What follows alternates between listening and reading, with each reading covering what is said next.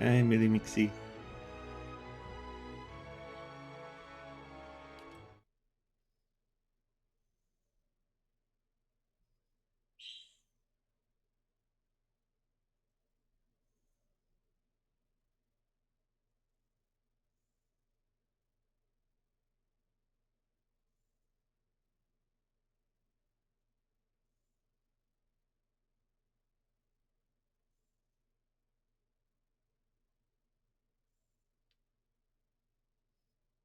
Peas of Eternity. Hello? Hello?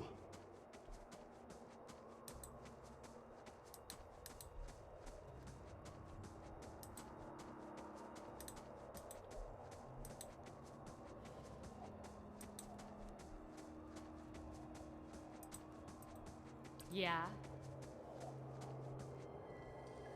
Got it.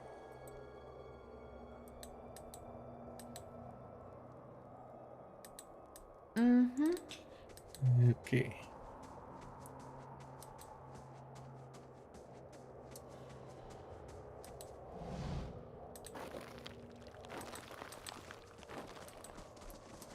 Keeping an eye out.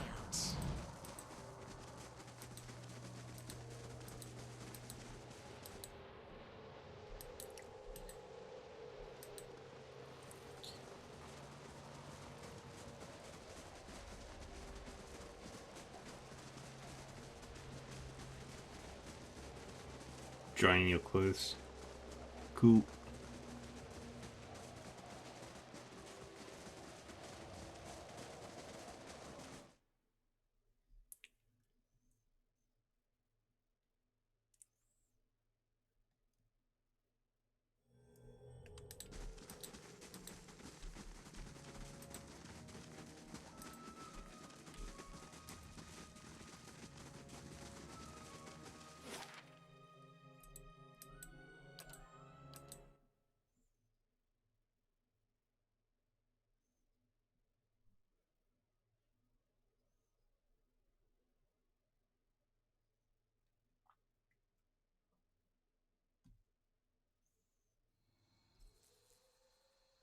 The keep's coming along nicely. Already gone. Sure. All right. Let's go!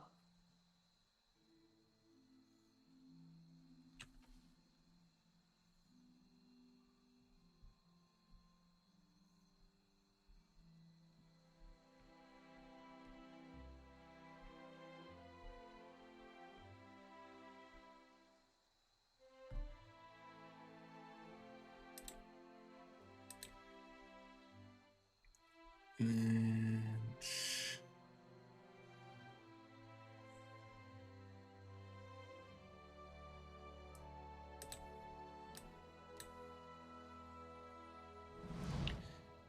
take all of them.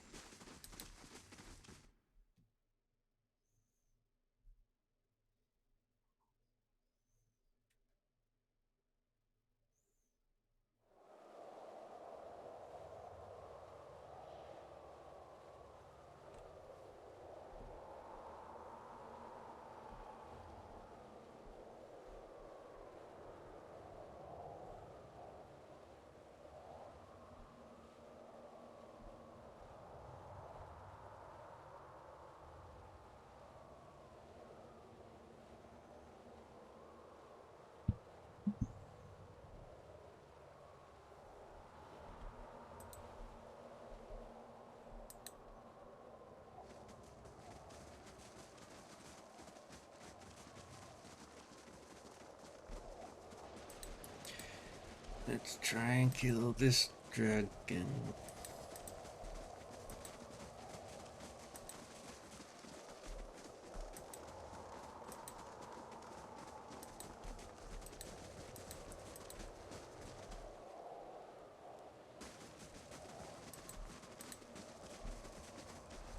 Margaren's fire casts light in dark places.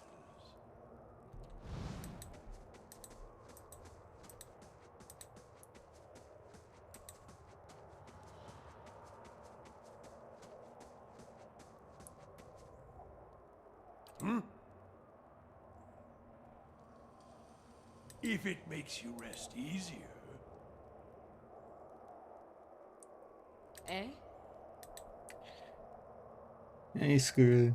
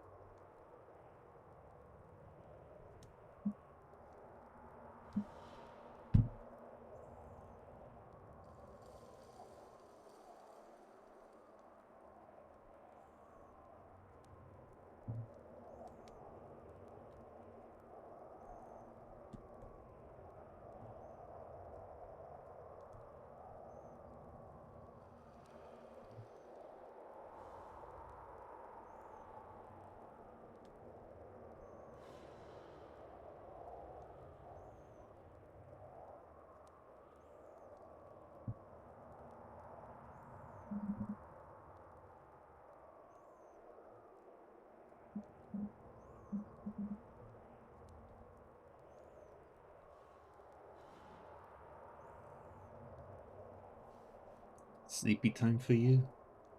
Yippee. Yay, the blinky.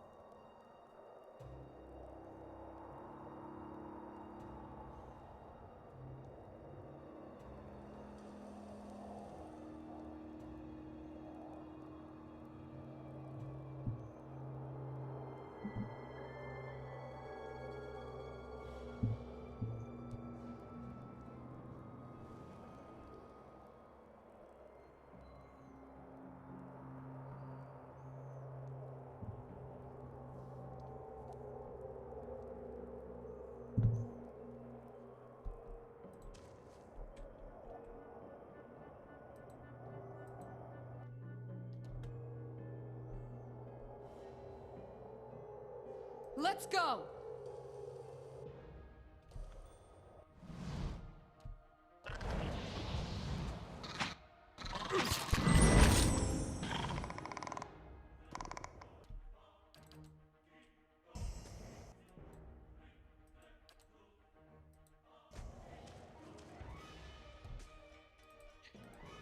My thoughts were dulled.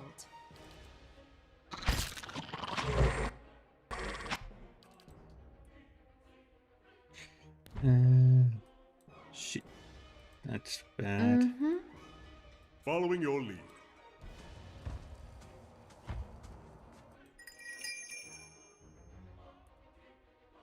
Yes?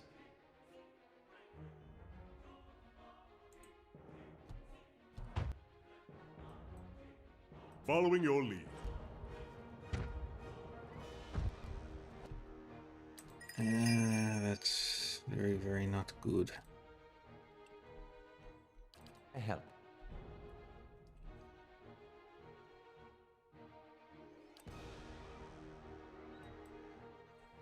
Griff,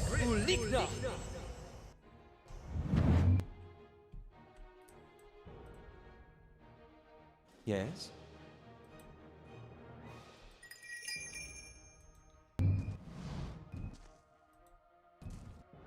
Yes? Uh,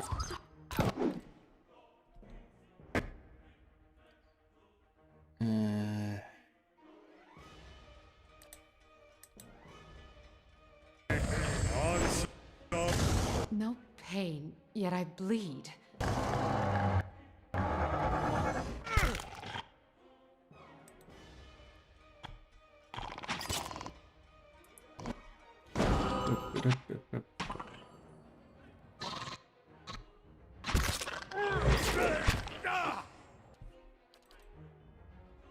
Eh?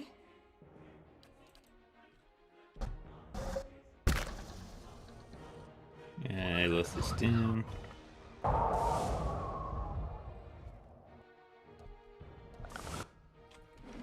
I screwed up.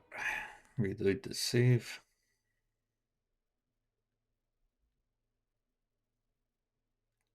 I've got to turn off their brains.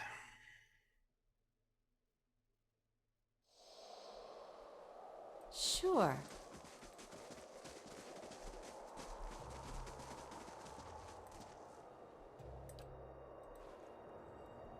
I'll take a peek. Yes? Hey there.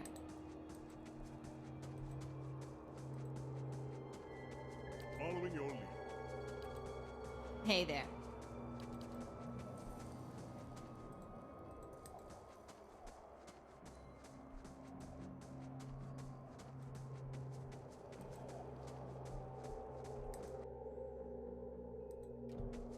Show them how it's done!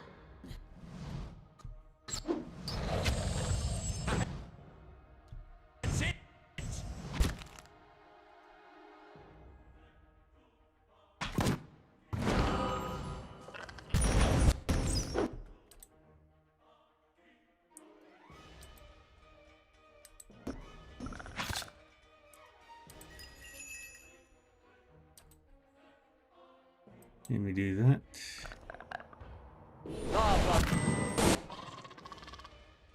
Your lead. Alright, where's the dragon? It's over there.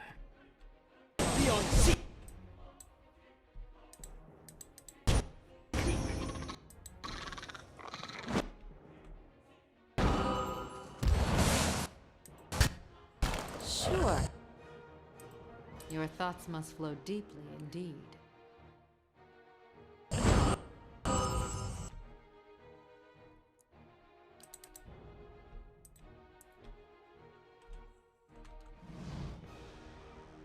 Will they done up? Hey there. Keep shooting that priest. Yeah?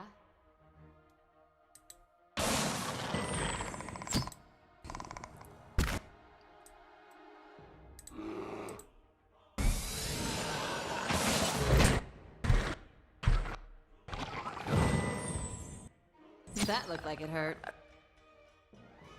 Your lead.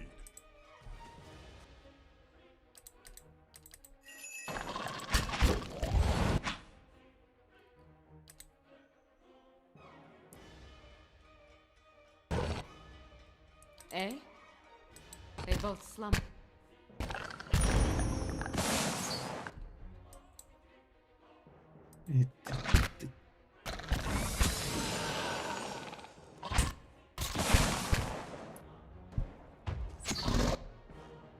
What?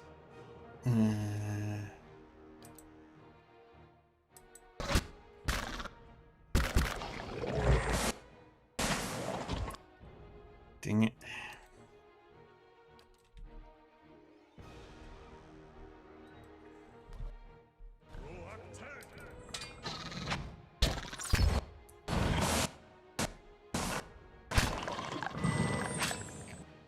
And Your thoughts must flow deep.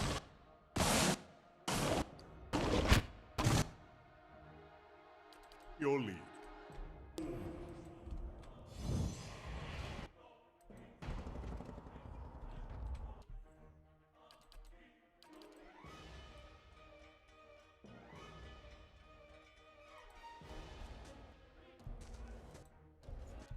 Hey there.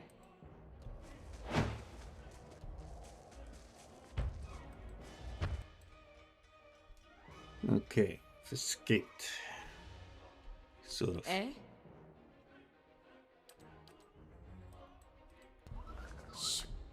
Sure.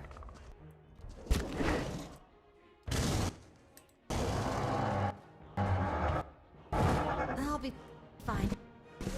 Really. Get up, damn you!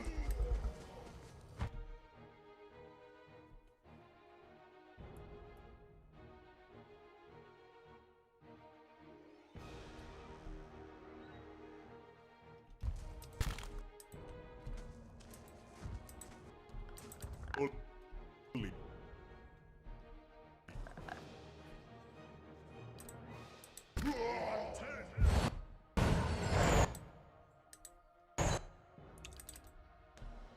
Mm-hmm.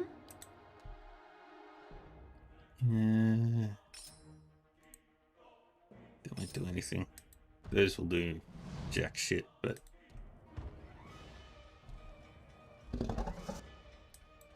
No!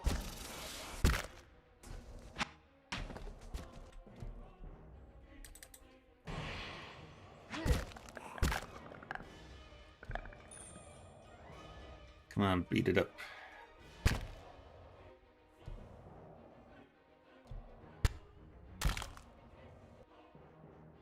They're cutting us down!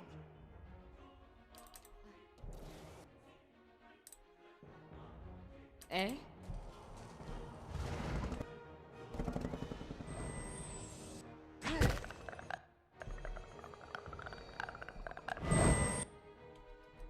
Oh, cool.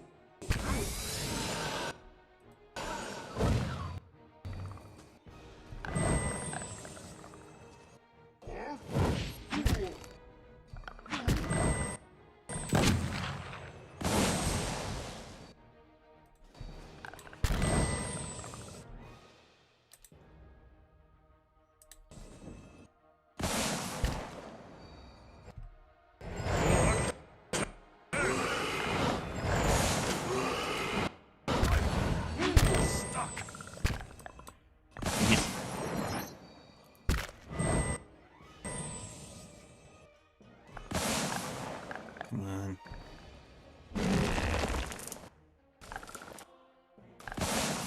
Get out of petrify.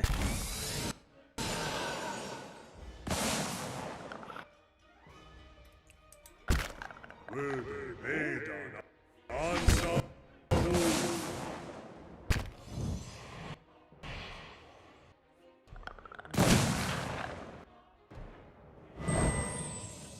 Stupid Moonwell.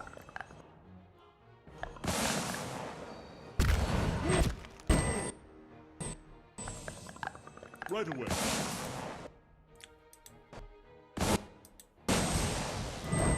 Dang it.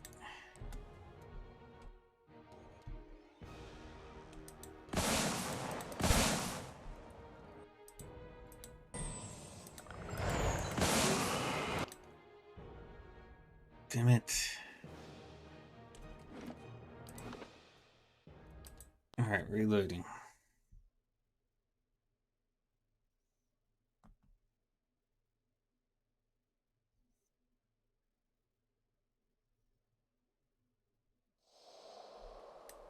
Hey there.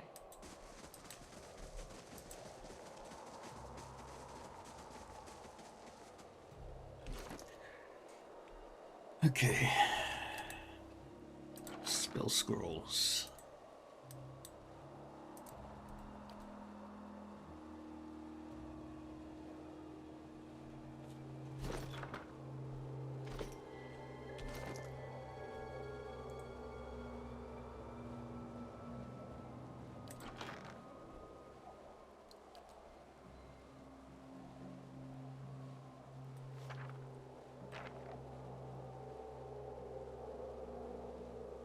Um,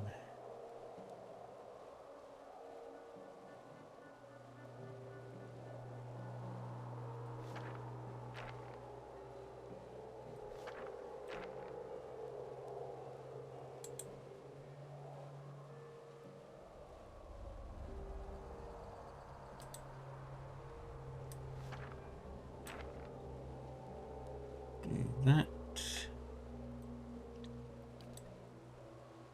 You.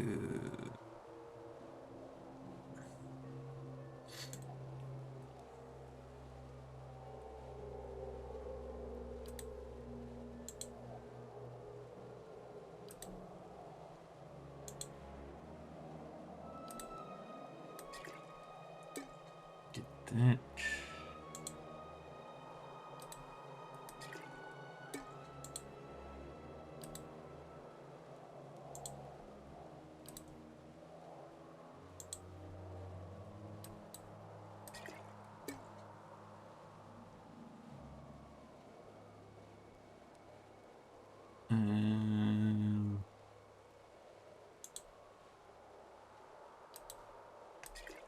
Drink that.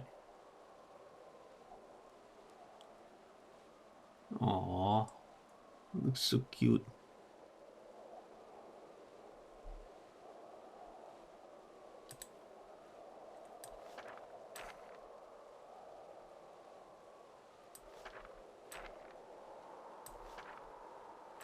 Okay, that'll be useful.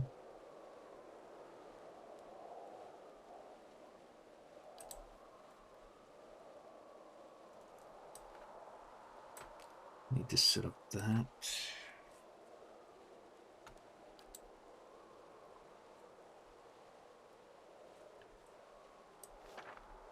Scroll of fireball. Paralysis.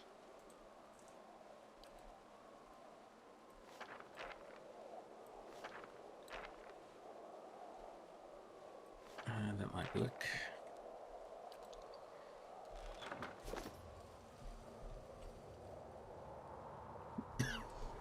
You have another dog in a night form. Oh, shit.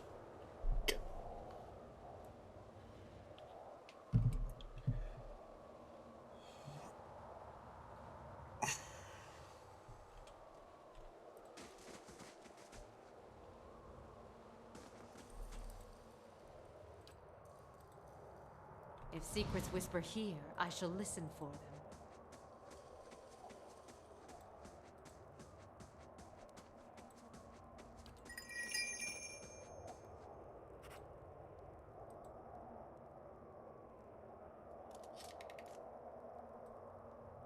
Yeah? Following your lead.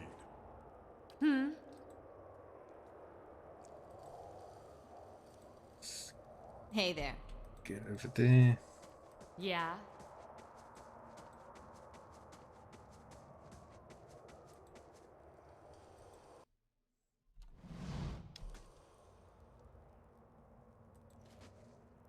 Quickly and quietly.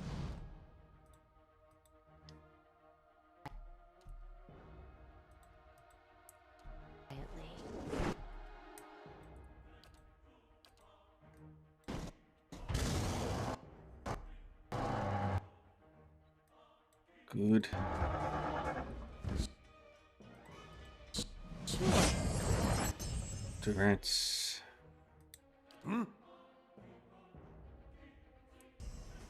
You get rid.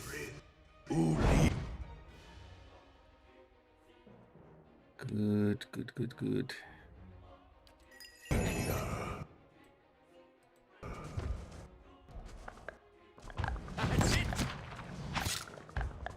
Take out the edge again.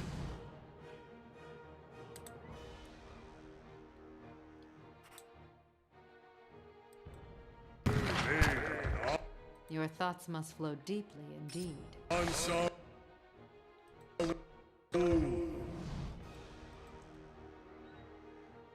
How may I help?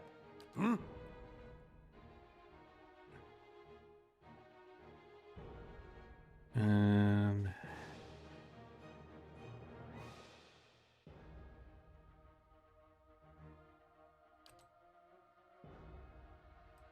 Yeah, do that.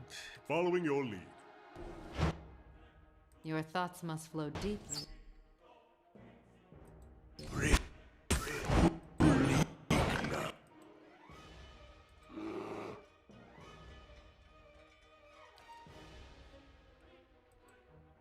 Go over there, deal with that. How may I help?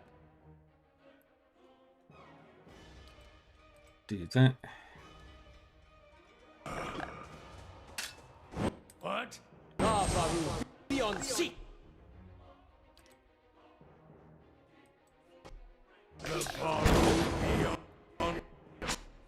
It's paralyzed.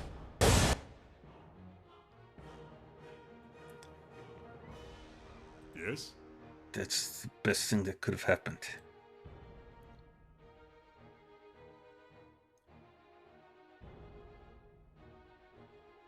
Your thoughts must flow And deeply it's- indeed. Not immune to piercing.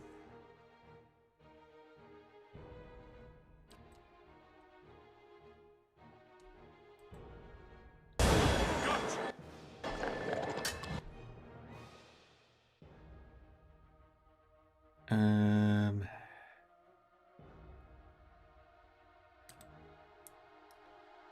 More immunities.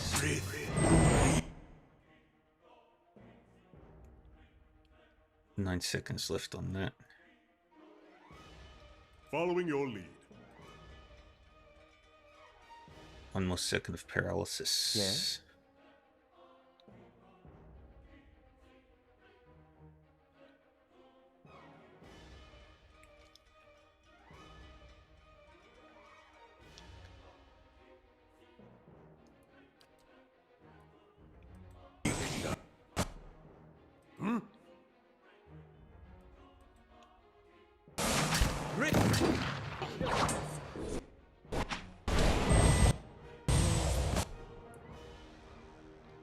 Eh? Alrighty. Activate Scale Breaker on the dragon.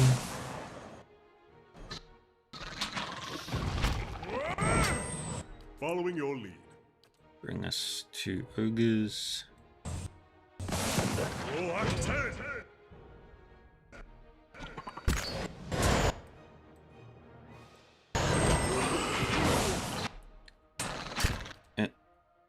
That's gone.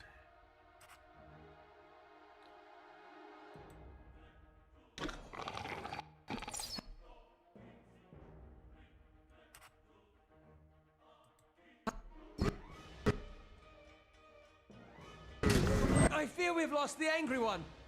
Ah, shit. Thoughts were dulled.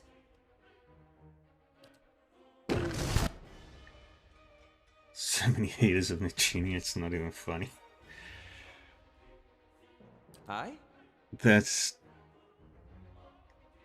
very impressive, actually. So many of them. Ah, Baru, be on seat.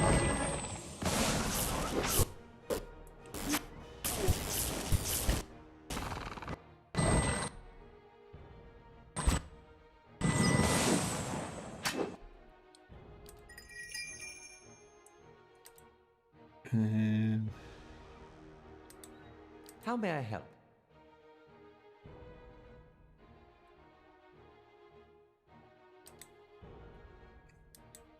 Those bastards. This isn't work.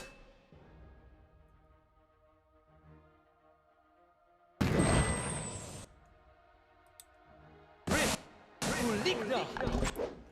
Get up, damn you! Eh? Let's go! Exactly what I was going for. It's Following your lead. How good. may I help?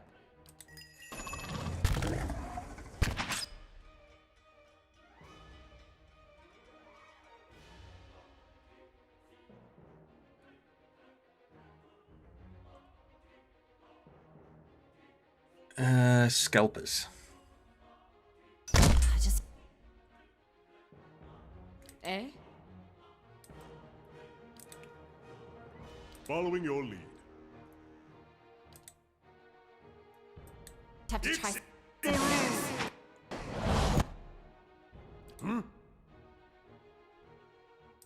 My thoughts... I fear we've lost the Oh, angry for one. fuck's sake. Durance, really? Fucker. Following your lead.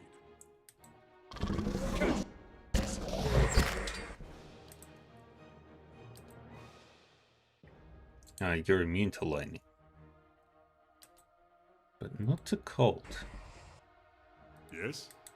Lava be on sea. We must fight as one. Curses.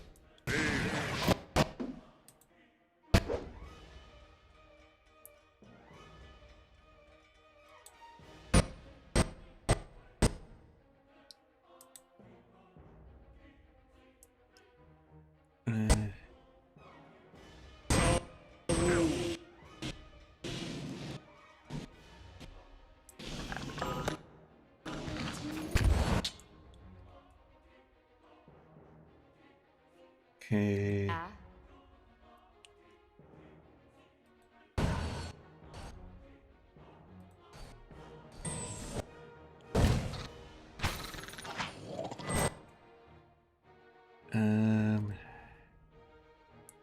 Following your lead. Curses.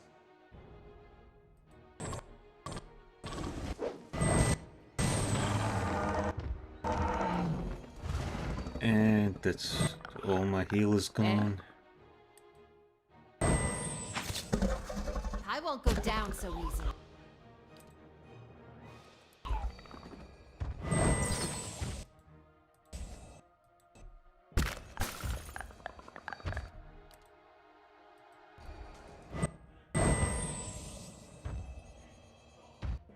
Not my best moments.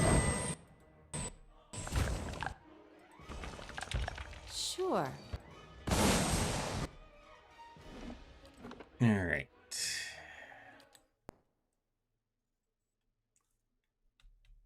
I need to think of a plan.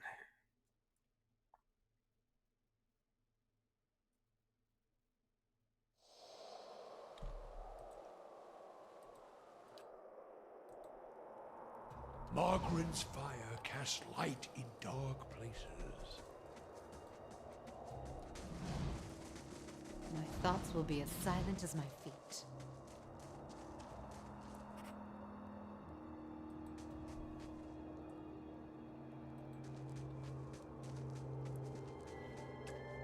Eh?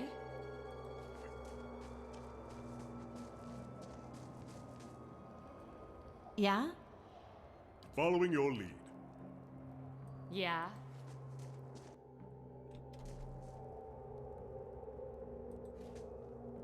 Werde Vedan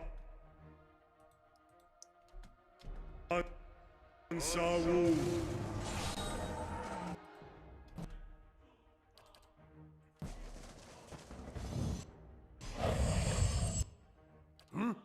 Alright, Durance.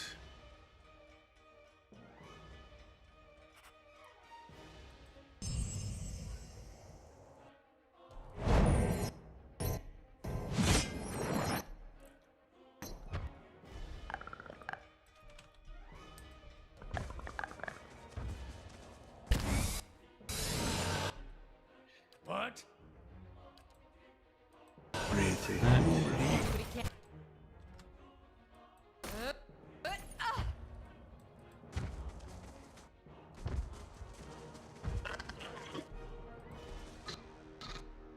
That's not very helpful.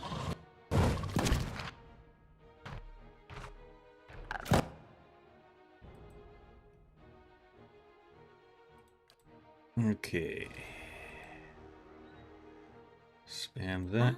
You focus on that.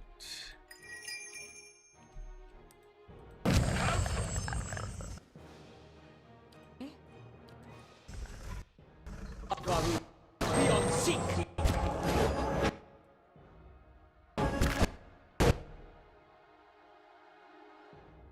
Time to watch our backs.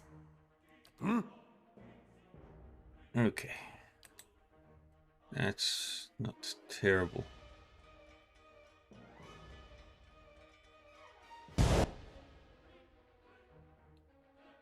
Yeah, where did she fall?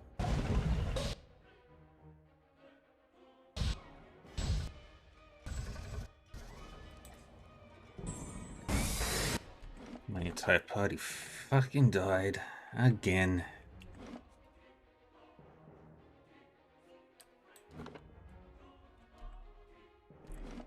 Stupid breath. It's the minions that are the pain in the ass.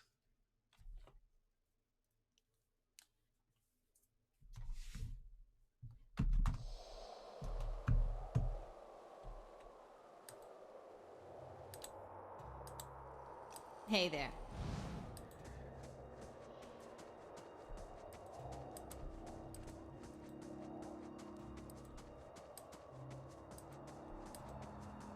Your thoughts must flow deeply indeed.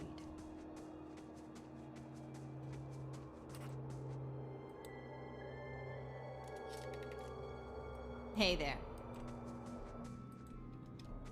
Show him how it's done! My thoughts were dulled.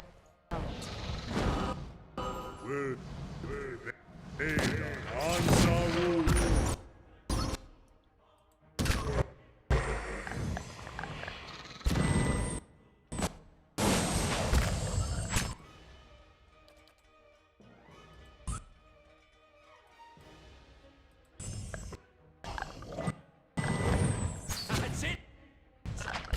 Sure. Go, go, go, go, go, go, go.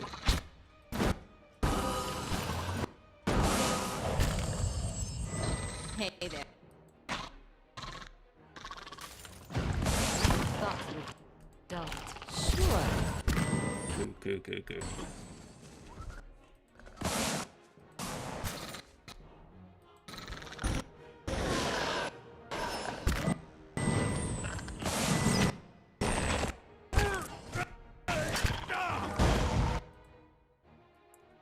What? Yes.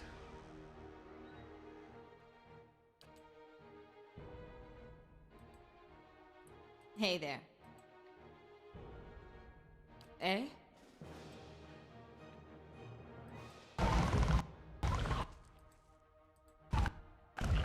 Varu, beyond seek. Yeah. That's how it's done. Your thoughts must flow deeply indeed.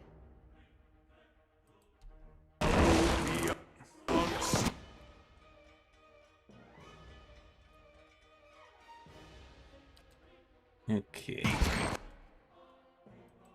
Mm-hmm.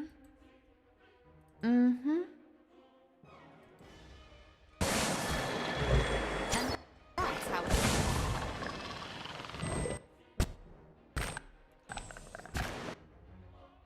done. Okay.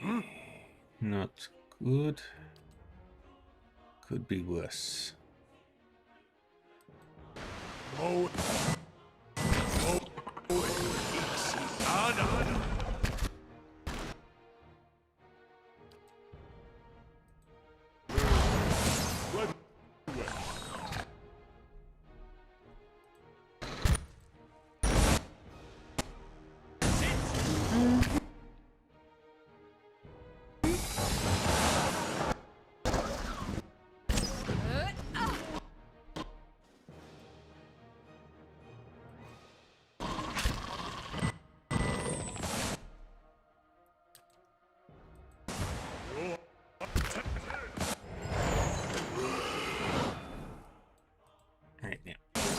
I fear we've lost.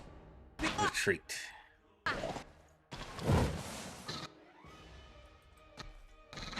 They both slumber.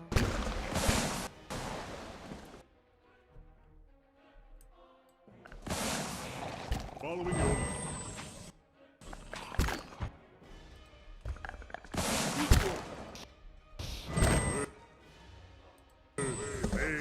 Answer.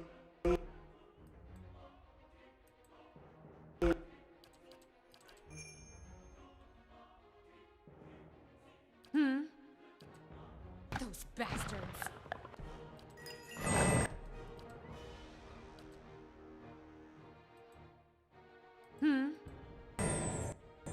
Hey there. Move!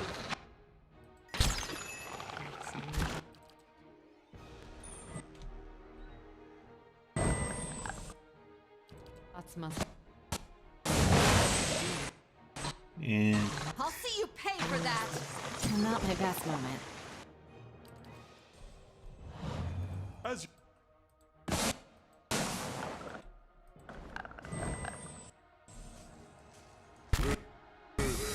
ah, crap.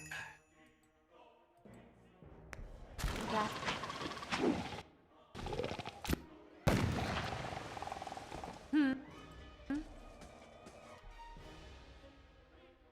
And Jeremy to piercing.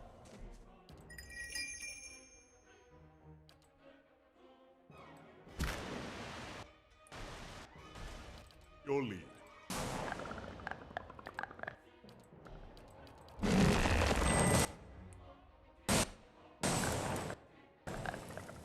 Stupid Adragan.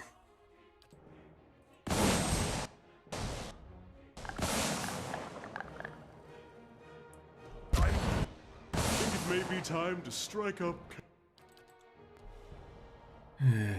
eh?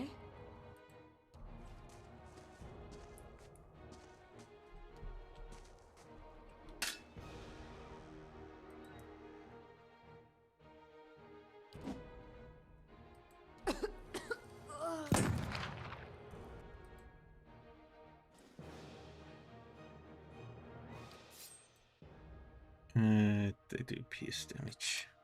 Never mind.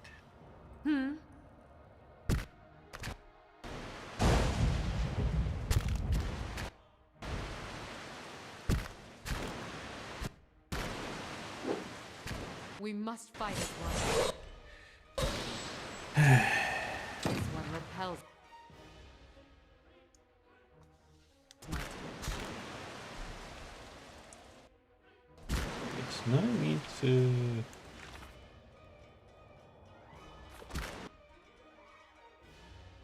Dominated.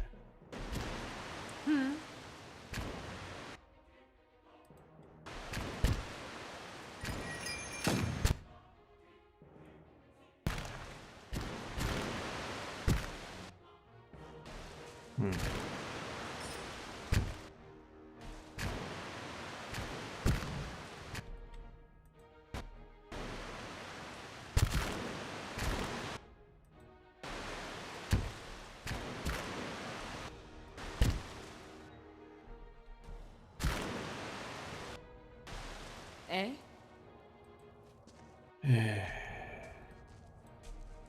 No problem. Which I can do right now.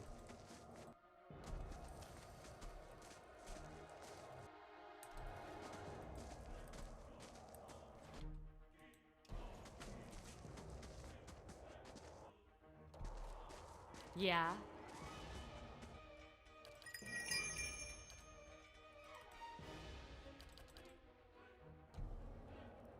Yeah, got that Adragan, and then got the Adradragon. I have no counters, no heals, nothing.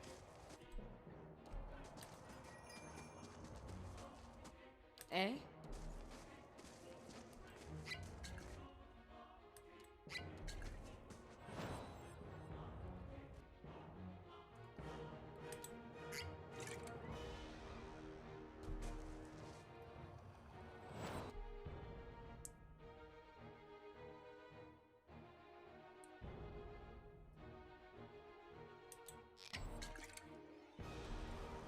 Sure. Let's go!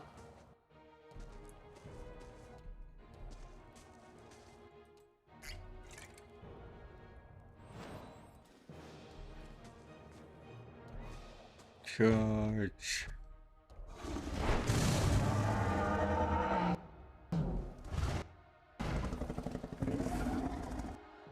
Goddamn prune.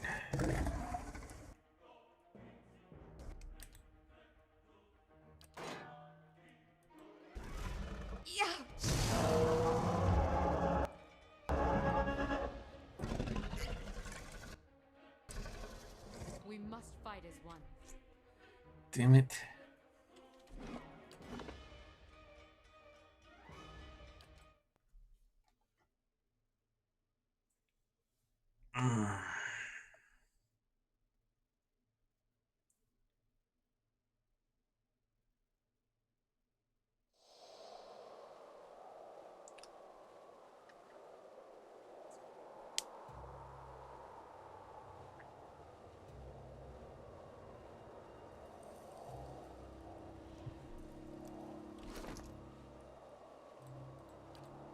Let's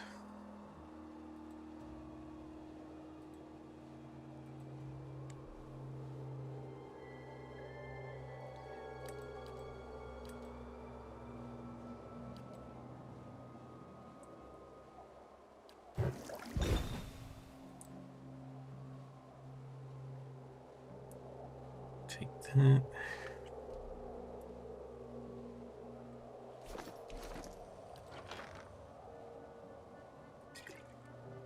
Yeah, put that there.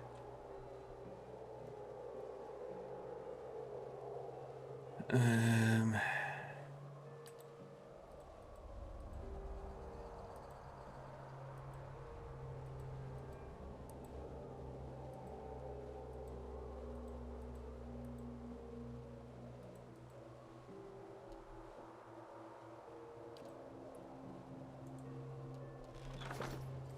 Mm-hmm. Hey there.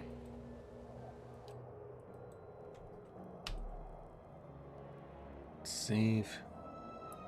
Following your lead. Hello? Hello? Your thoughts must flow deeply indeed. They shall see nothing while I see much.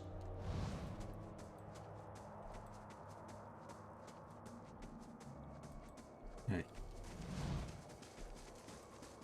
E3. Just run past them all.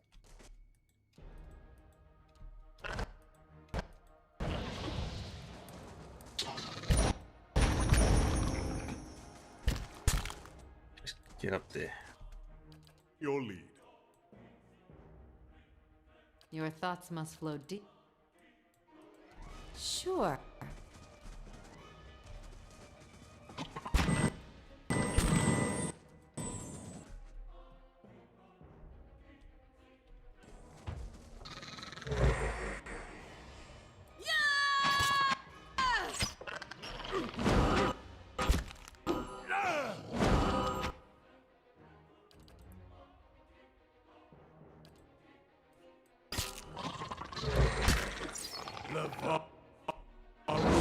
Beyond speak.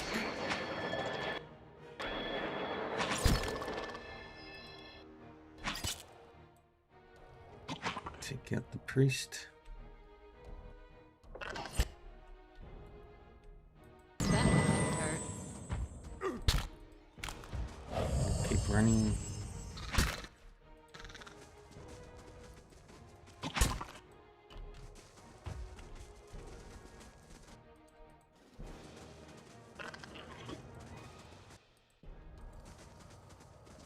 I'll teach you a lesson! And Durance falls all the way into the backpack.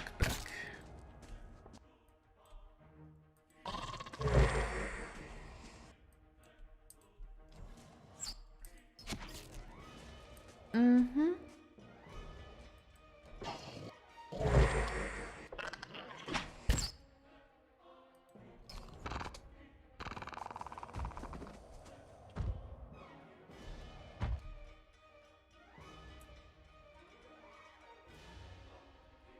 Alright. Yeah, get some good sleep, Skuro.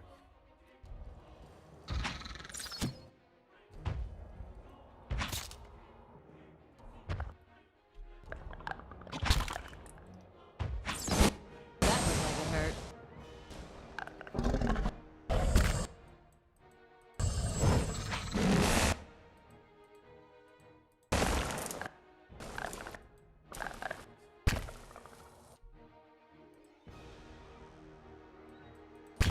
Move!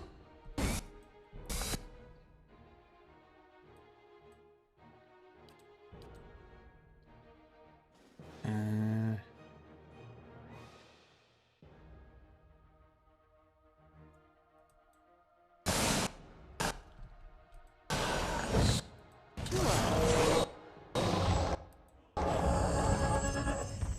that's what we like. Oh, that's gonna leave a scar.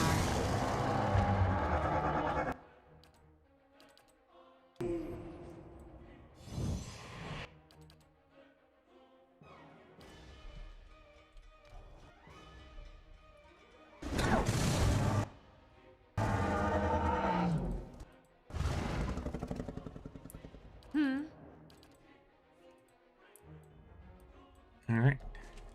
Right away. I've killed all the minions. It's just a big bus.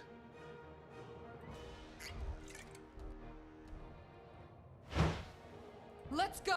Oh.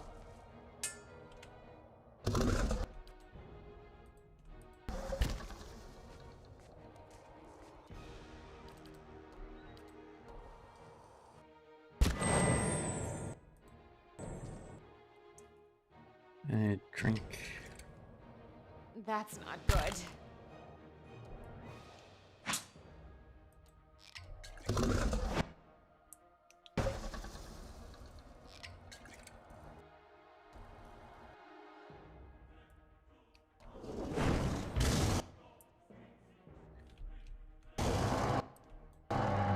Fine.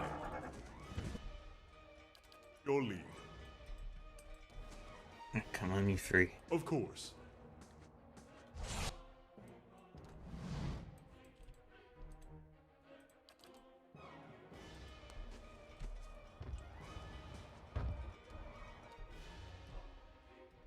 Your lead. Of course.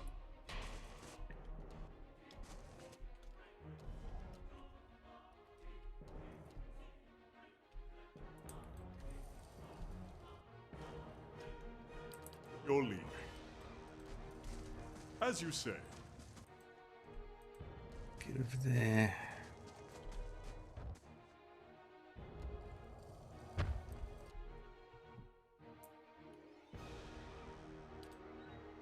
Breathe.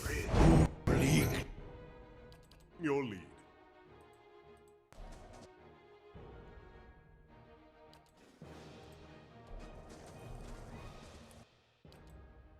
Resurrect. Ixmaru! You have lots of questions. If you wait for answers. Good night.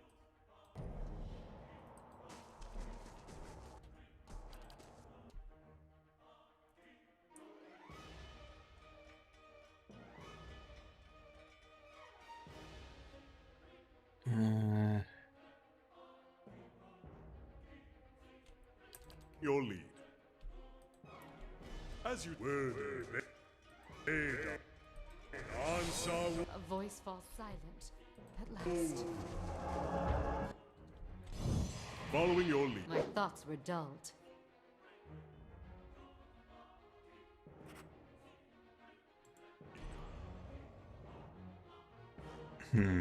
Hey there. Yeah?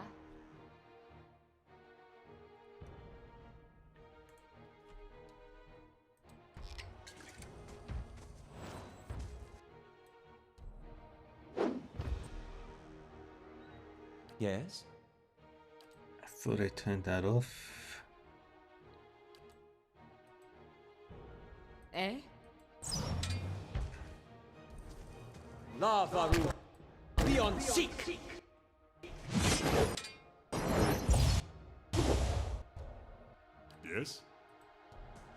Right away.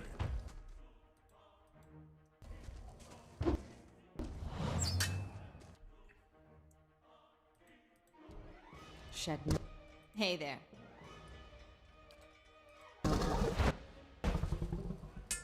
Yeah. My thoughts were dulled.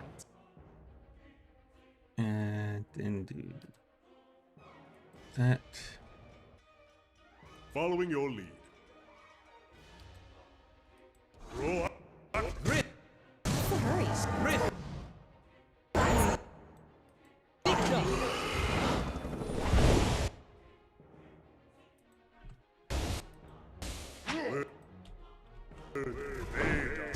No pain. No bleed. And we wait.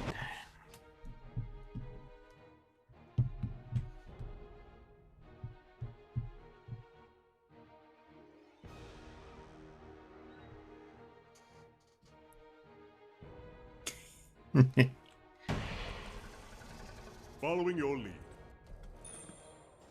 We're down one.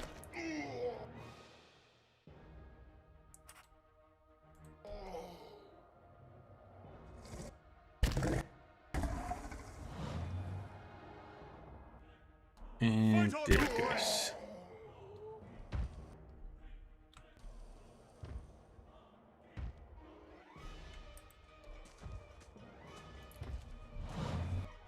Give us a new song.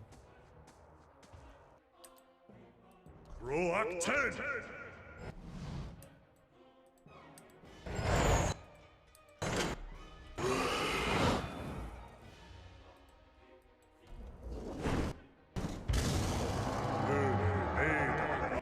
Ansawu. We're down one. And both of my things are down again. As you say. I can't bring her back because she's at 1 hit point Yes.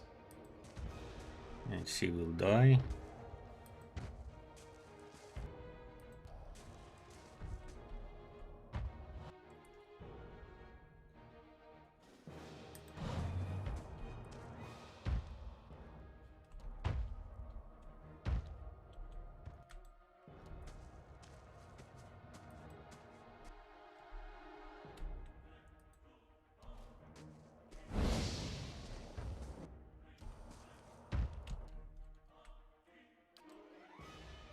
Roak 10.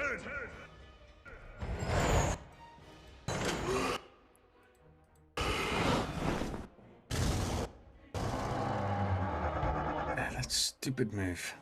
Yes. We're cutting us down.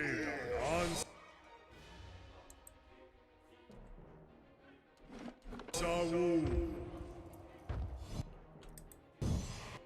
As you say. Maybe I should change it to a whole bunch of short phrases. They're cutting us down.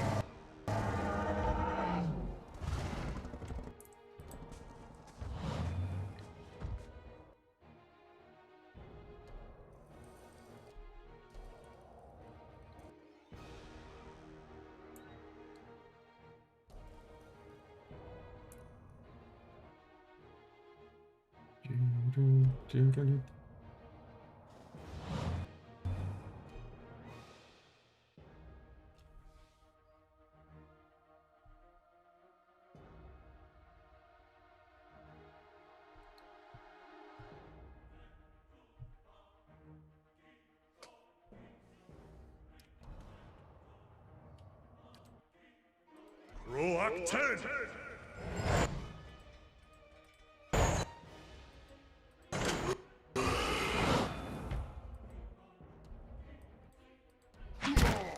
We're the Vedan Ansawu.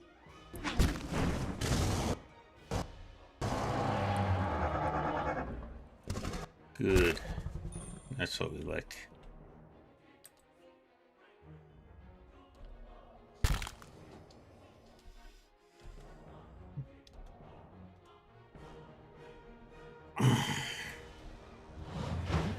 Yes.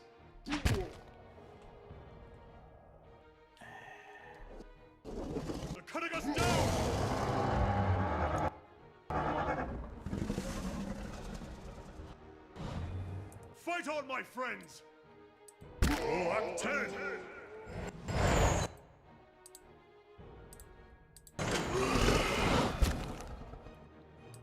Go, go, go, go, go, go, go. We're down one! Answer! Follow.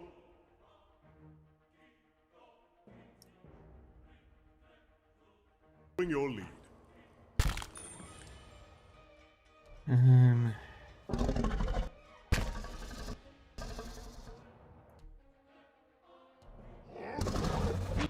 Fight on, my friends!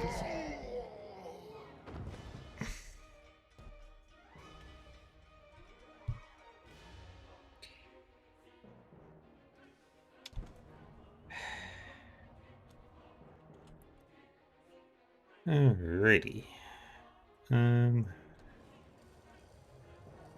I'm slowly chipping away at this fucking thing.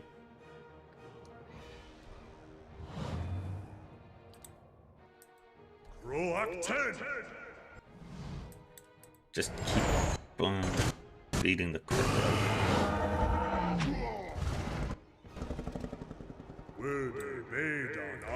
it. Fight on, my friends! For Takoa!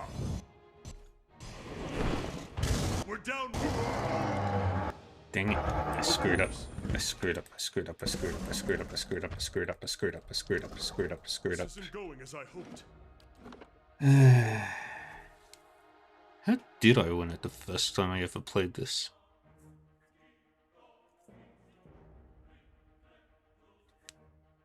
Druid.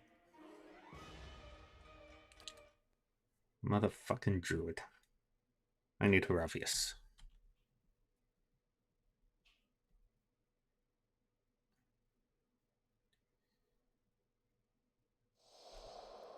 Or...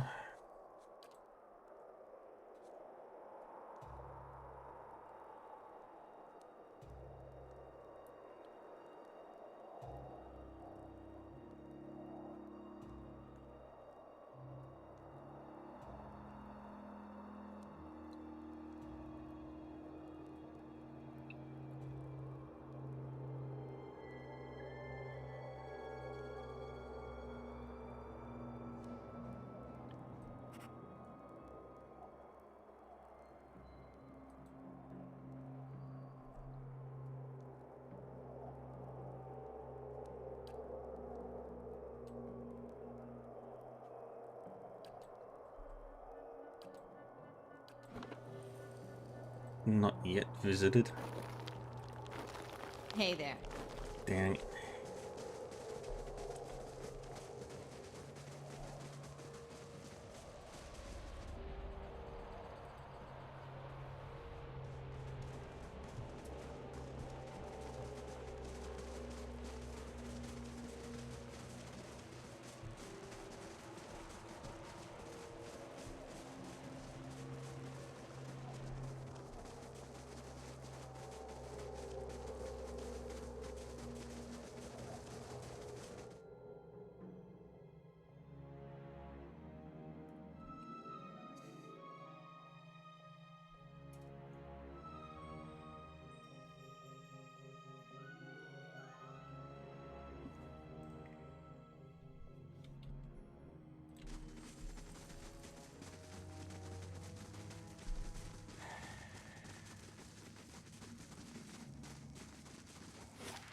Who do I dump though?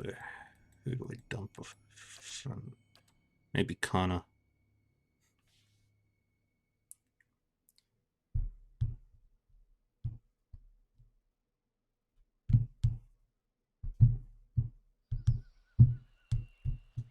Last thing the Deerwood needs is another foreign colony.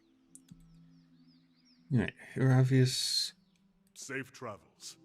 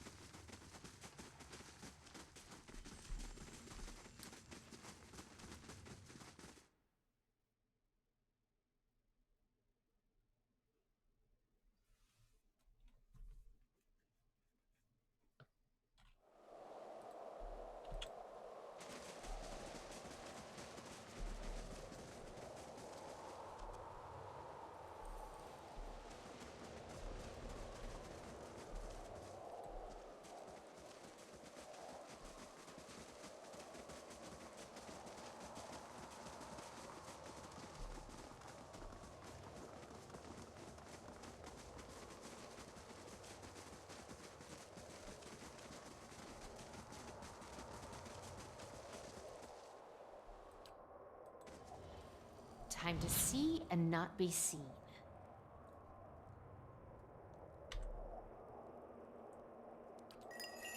Okay. Wait, do I have any paralysis traps?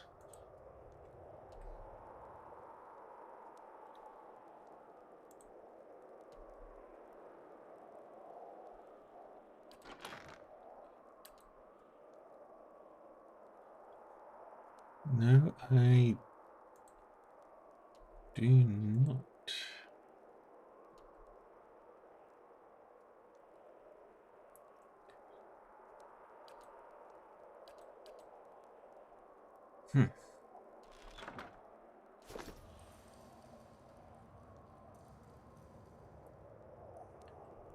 And one sec, gotta kill a button.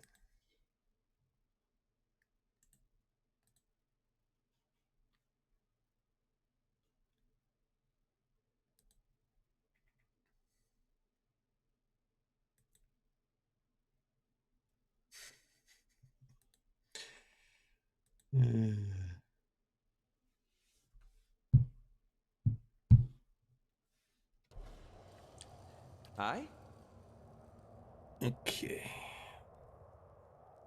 Think. That's what I'm not good at. What? Your thoughts must flow deeply indeed.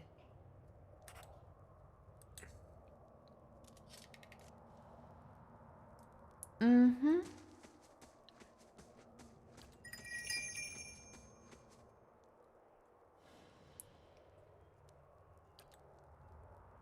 How may I help? Fireballs. Aspect worth and rock!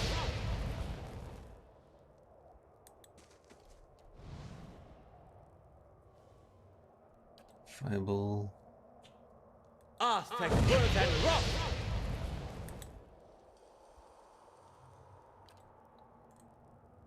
Oh wait, fireball won't be useful in this situation.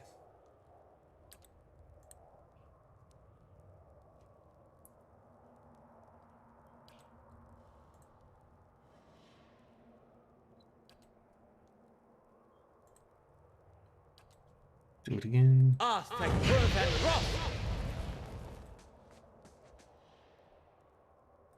Nice and quiet.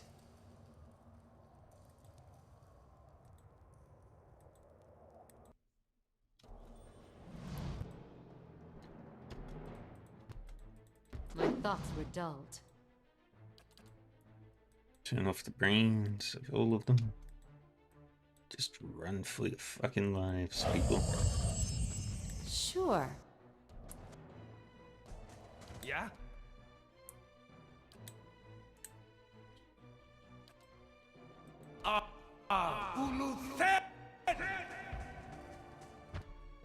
Your thoughts must flow deeply Where's Durance? Breathe. How may I help?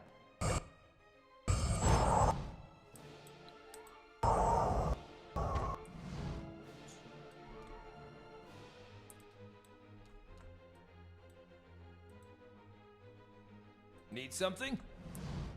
Eh? Your thoughts must flow deeply indeed. How may I help?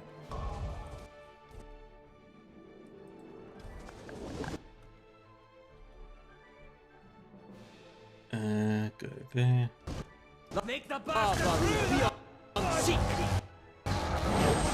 Really?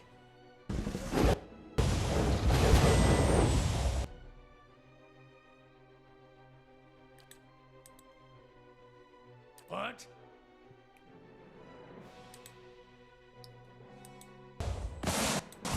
I'll teach you a lesson. Just like an adherent.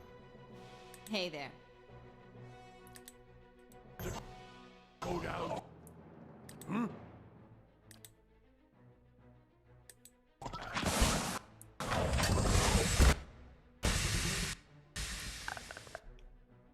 Need something? I'll be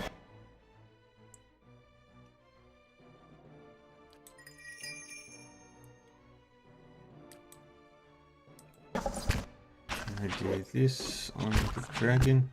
Yes!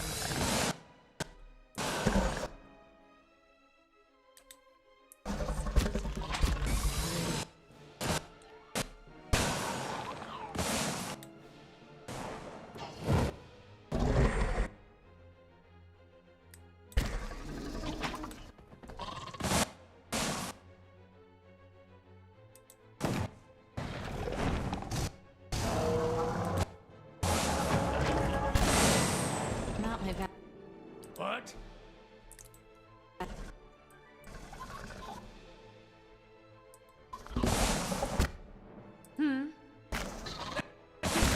Need to try something else.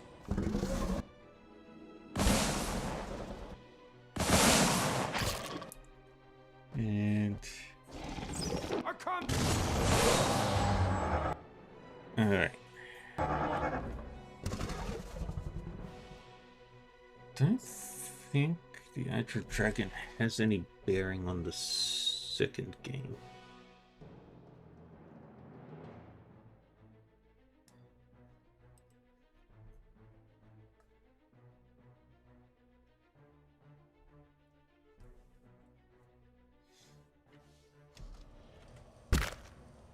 Oh, that's gonna leave a scar.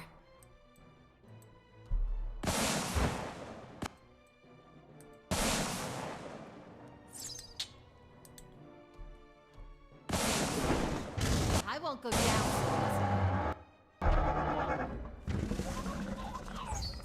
So that's how it's gonna go?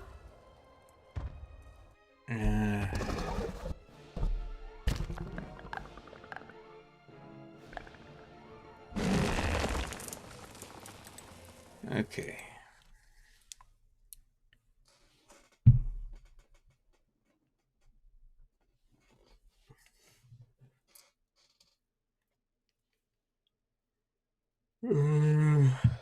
Thinking plans. I did say that I'll put about an hour of effort into it.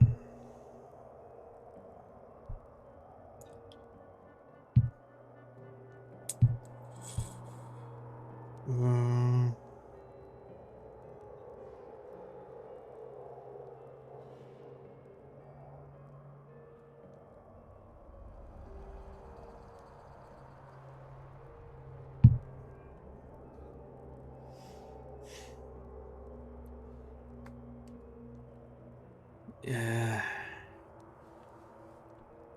I did say I'd spend an hour trying to kill the dragon. Sure. I'll just call this dragon.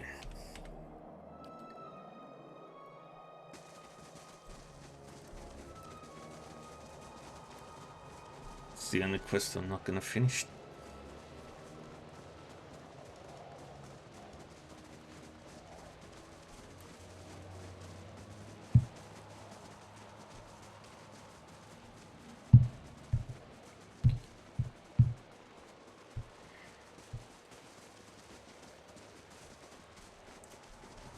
Yeah, it'll be the only quest I don't do in this game.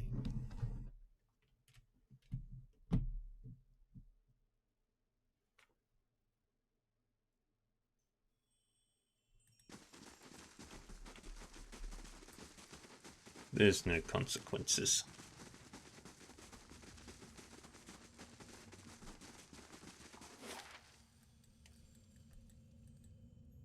Alright, up to Kednua.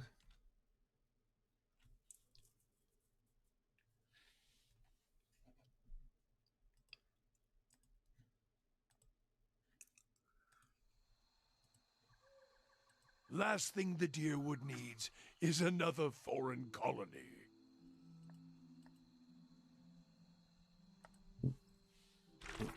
So all that we've got left are these. Mm-hmm. Yeah, we'll take the party that we've got.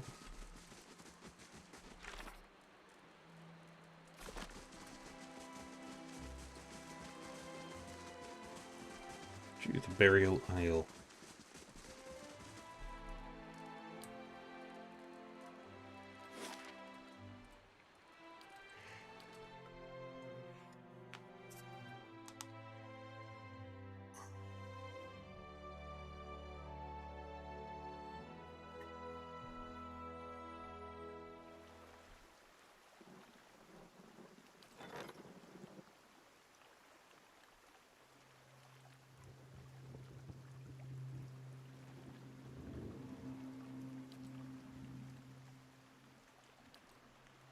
E.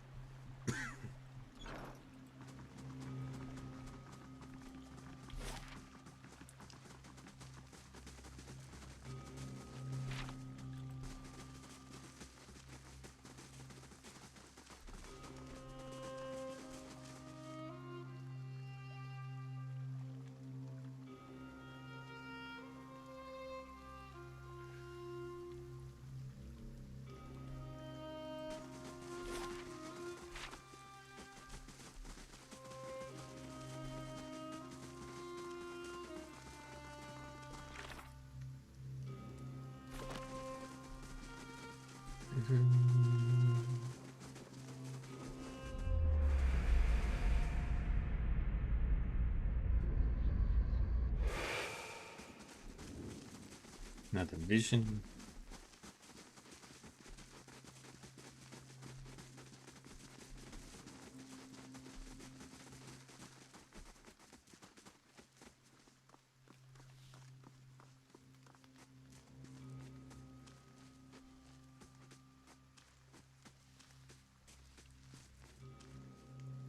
You venture through a doorway into an underground tunnel. The staircase coils upward, leading to a dim passage.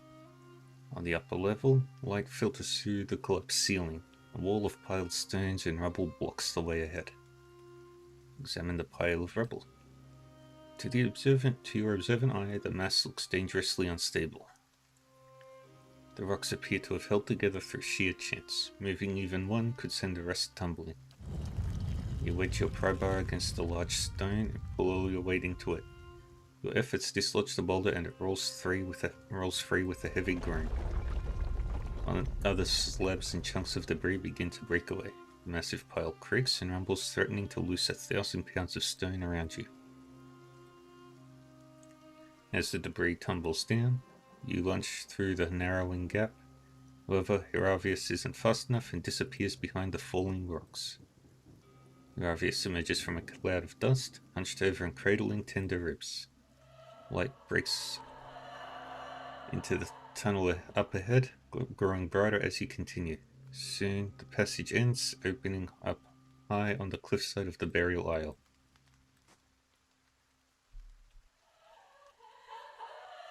Show 'em how it's done! Need something?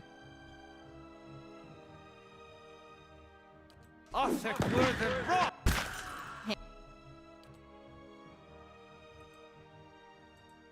Hey there. My thoughts were dull.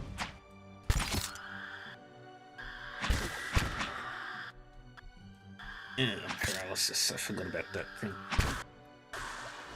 What? Breathe.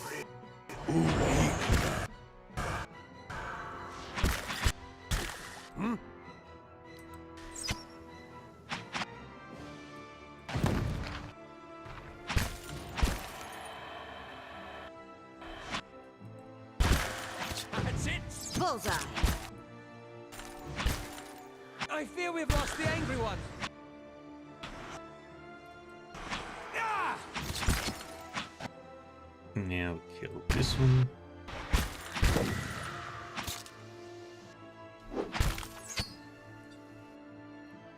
How may I help? I'm fine. Just a little blood loss. Griff Uligna!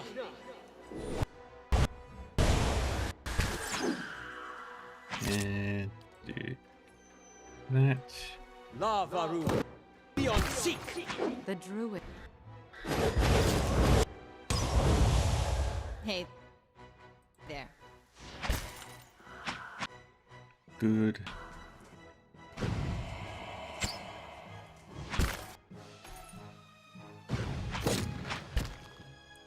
And that's how it's done.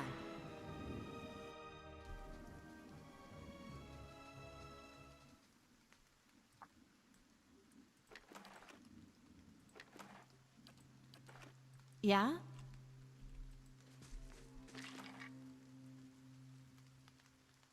Good. Sure.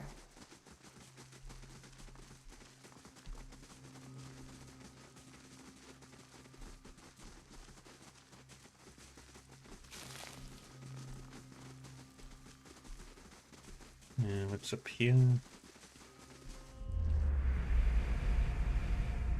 Lots of ghostly pyres. I'll teach you a lesson.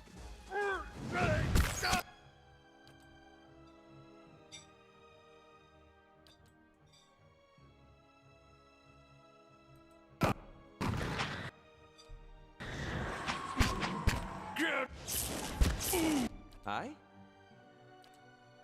Lightning. Love!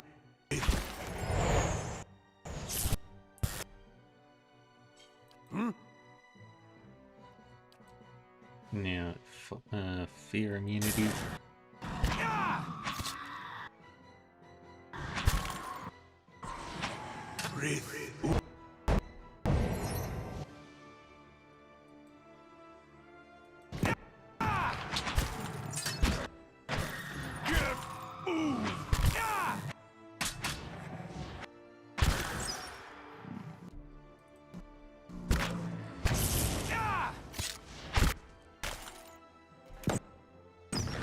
Good.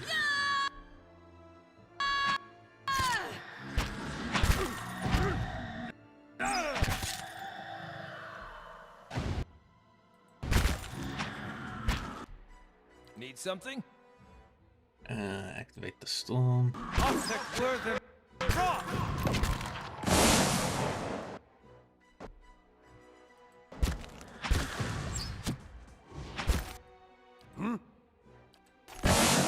Need to try something else.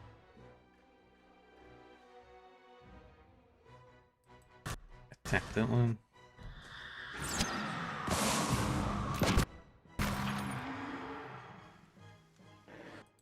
Get rid of you. And get rid of you.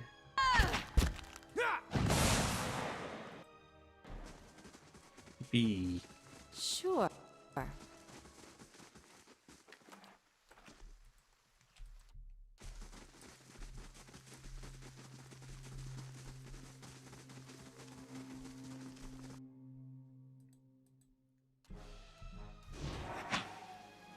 Show him how it's done!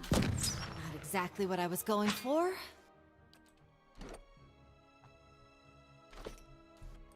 Die! Very nice.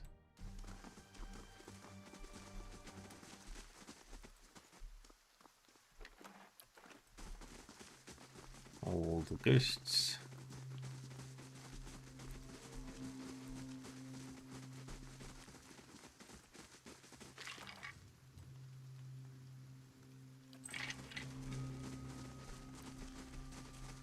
And what does the flame reveal? And an exceptional battle axe. One last spot to go.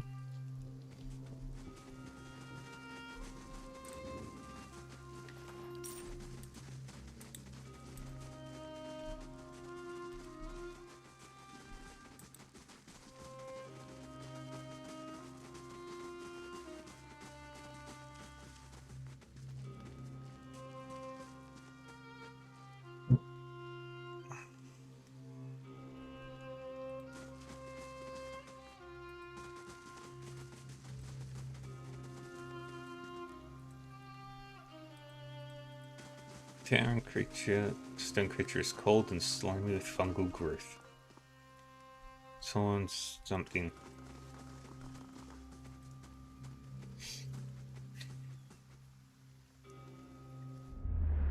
Another turn, Inquisitor.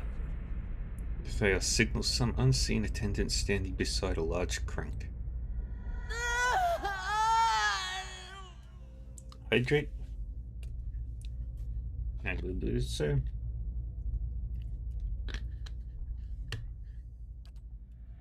I ask again, Jovara Ixensios, do you confess to these heresies of which you stand accused? Do you confess to apostasy? I confess to renouncing a mistake. Do you confess to conspiracy against the one true faith? I confess to opening minds. Do you confess to false prophecy? I confess to following a false prophet. Indeed. And where might we find this heretic?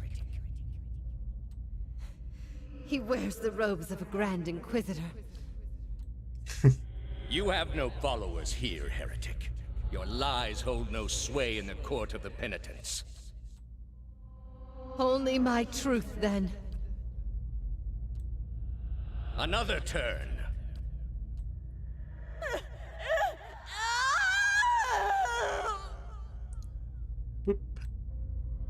No! Wait! Wait! I'm ready. I'm ready. You are ready to give a confession? I'm ready to hear one from you. Theo shakes his head and points at the Inquisitor, and the scraping grind of rusted gears echoes in your mind as the apparitions fade away. No time to lose nerve now, Watcher. What's one more trial for a soul on the brink of doom? Every wrinkle and boil carved into Wodica's statue looks painfully familiar.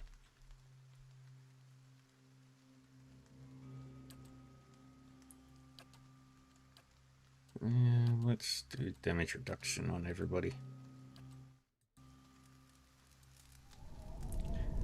A great pit lies in the shadow of the statue of Wodica. No light from the surface reaches the bottom. But even so,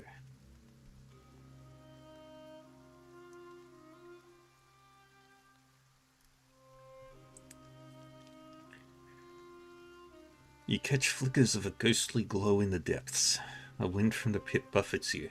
It isn't cold, but it raises goose flesh along your arms. The wind carries a whisper, low and sibilant. As you look into the pit, souls gather around you. They encase you in a cloud of essence that swirls around your body while you consider your next move. Yeet! You jump, trusting in the promises of the gods and the power of the souls to bear you safely down.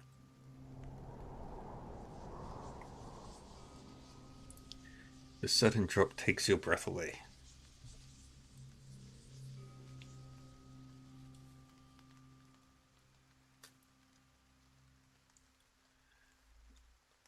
But the souls catch you, encasing you in a shining, thrumming aura. But while they slow your descent, you can still feel that you are falling faster than you should. The essence flowing around you is strong but chaotic. You find yourself drifting toward the wall. You reach out and feel a hand, strong and sure, wrap around your forearm. It tugs you away from the wall just as you feel your toe graze something. You manage to spread your arms and legs into an X, steadying your position and the rate of your descent. You reach the court of the penitents. Millennia-old stones safely under your feet.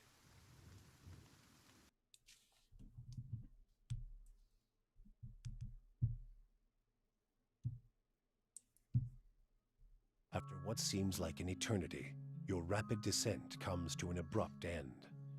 You remain still for a moment while your heart settles and your eyes adjust. breathing in stale, forgotten air. Before you, a narrow and eroded walkway becomes faintly visible in the dim light, cutting a winding path through a cavern so expansive it seems a world unto itself. In the distance, you can make out the cold gleam of living Adra veins that spike and fork in and out of view from the murky depths beneath. Their glow a faint and fleeting guide along the ancient trail. You look above at the opening you jumped through, now barely a speck of light like some distant star alone in the cosmos and forever out of reach. Your only way lies ahead.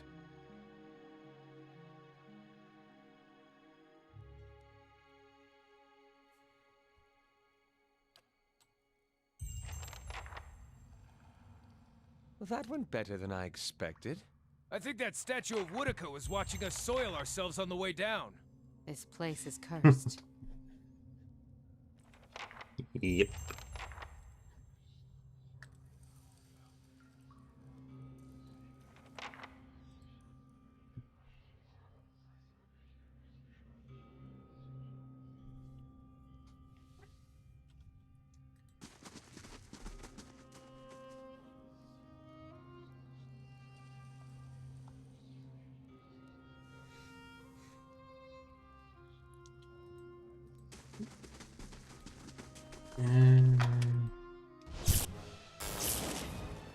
Yep. And got hurt.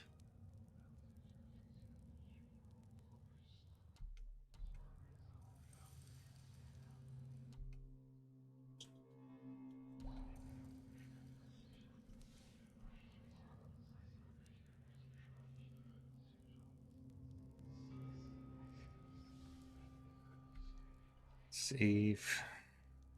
Something lies here for the eyes.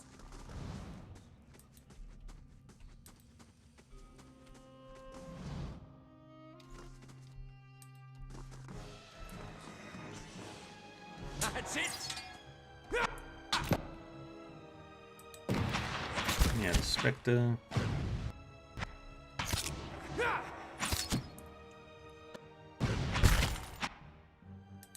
Yeah, the Shade.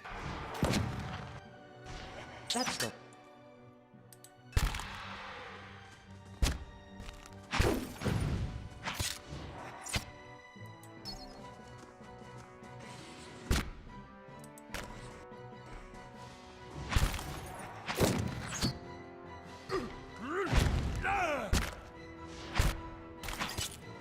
That's it!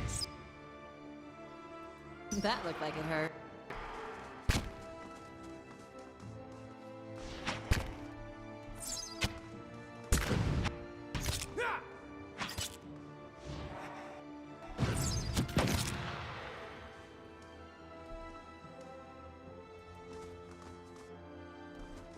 Eh?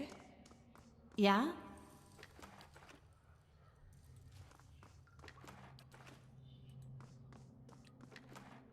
Okay. Sure. Now we go this way. This may prove useful.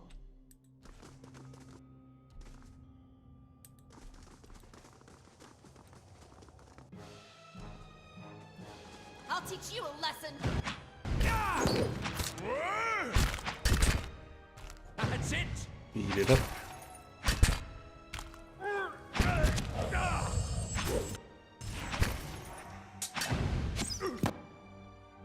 Good. Yeah, that one. That's it!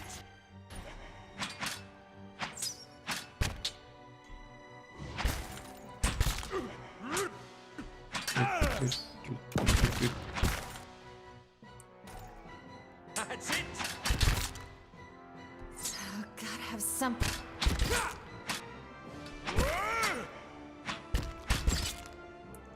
That didn't work. Need to try something else.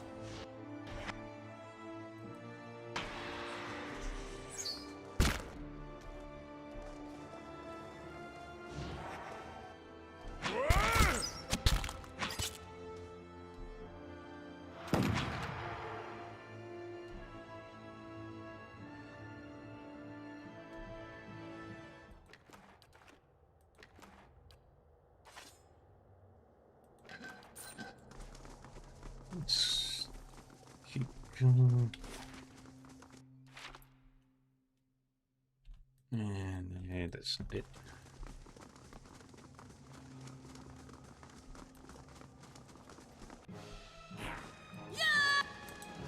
This may I'll prove teach you useful. a lesson. That's not very helpful. That didn't work. Need to try something else. Gotta have something here that works.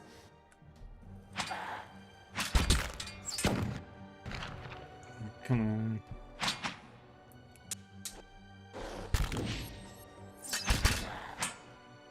That's it. Just do all the damage. Die.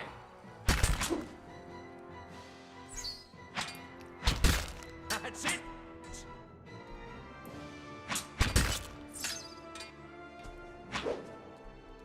That didn't work. Need to try something else. Gotta have something here that works. Yeah. Should have brought a deal.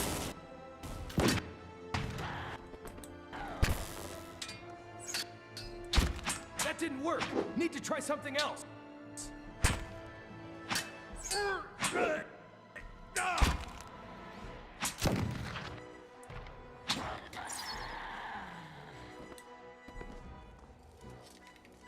What you ask is done.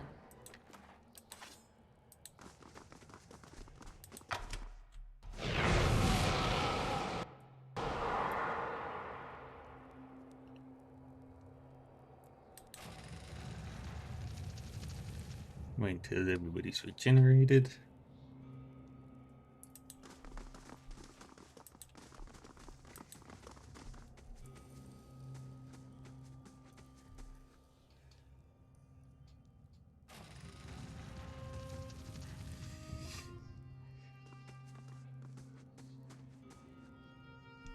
A column of Adra rises above you, stoic and silent, its rigid layers measuring stick for the passing of ages. It feels to you as a thick block of ice, and you perceive buried deep in its core a flickering flame, all but extinguished, yet preserved against the ravages of the elements. At your approach, the flame seems to steady and draw strength, and the layers separating it from you melt away, and you are bathed in its glow, a bright beacon in the gloom.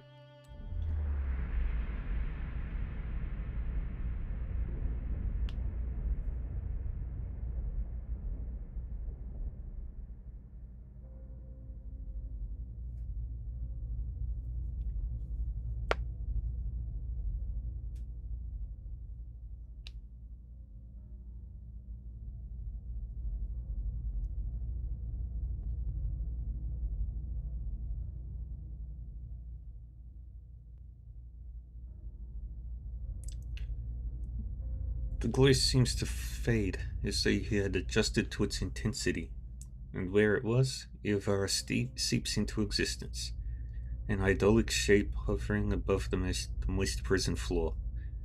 Though ageless, she appears somehow different to you now, a slight stoop to her carriage, perhaps, or a trace of sunkenness in her eyes. There is a broad scar across her face, fibrous and wormy where flames once slept, unhealed even in death. So my love returns to me at long last. You are so different now from who you were then, yet much remains the same. Old troubles with a new face. What is it that has brought you here? I'm here to free you. A gallant gesture, if a bit misguided. And yet I suspect there is more to this than you have said. I can only guess your presence here has something to do with Theos. The energy of this place changes when he is near. I don't know what he has done, but I do know of the souls that pass through here now. They do not come by choice. Theos diverted them from the cycle.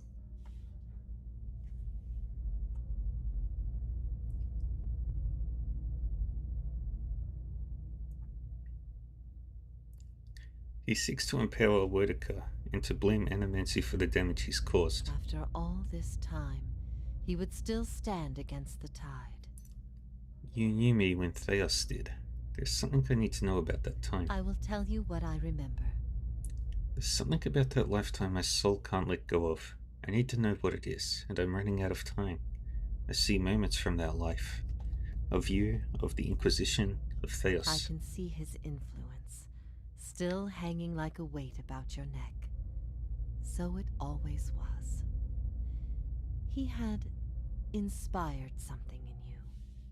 We spoke of him the last time you were here also.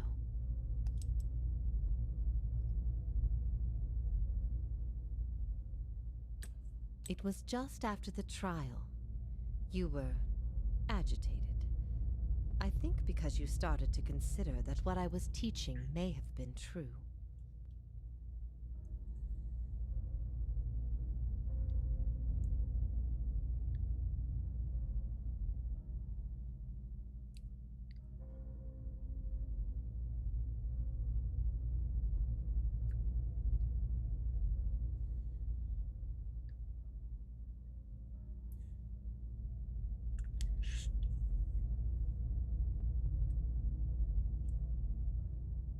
And what was that? Yovara's mouth tightens, and her brow furrows, a look of pity. Her eyes shift back and forth between each of yours, as if looking for something that would help her decide whether to speak. That the gods aren't real. I'd dreaded the idea from the moment the Delimgon suggested it. And yet, it almost feels like a relief. Perhaps not to her. Many are those whom the gods have scorned. This is petty retribution. Nonsense! Clearly she has not been on the receiving end of a god's ire. She'd know how real the gods can be. What I taught was that the gods whose faith we had been spreading were not gods at all, but something else entirely. Something created by people. Who created these gods, and for what? They were conceived by Engwyth, a society of high minds and broad concerns. Theos' people. In their time, Yeah. every people was worshipped its own auto-modded. gods. Sometimes they warred over it. After a few wars of their own, the Engwythans sought an end to it. They devoted all their energy to finding the true creators.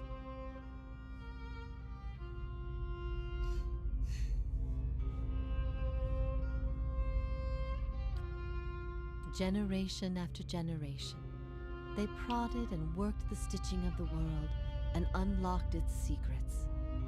One day, they found an answer. Except the answer was no answer at all. There were no gods to be found. Or if there ever were, they were gone. Bum bum bum.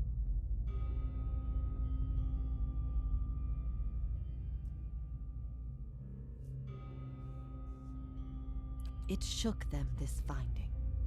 If they could discover this on their own, how long until others would? How long before war and chaos reigned over a world without consequence? But they had mastered many things in their pursuit of these answers. And with their mastery, they crafted their own gods to fill the void, and sent missionaries to the corners of the world to spread their faith. This is why you started your own faith? I never thought of it as faith, but I think you are right to call it that. Let the world see. Let them decide what to do. That was my faith.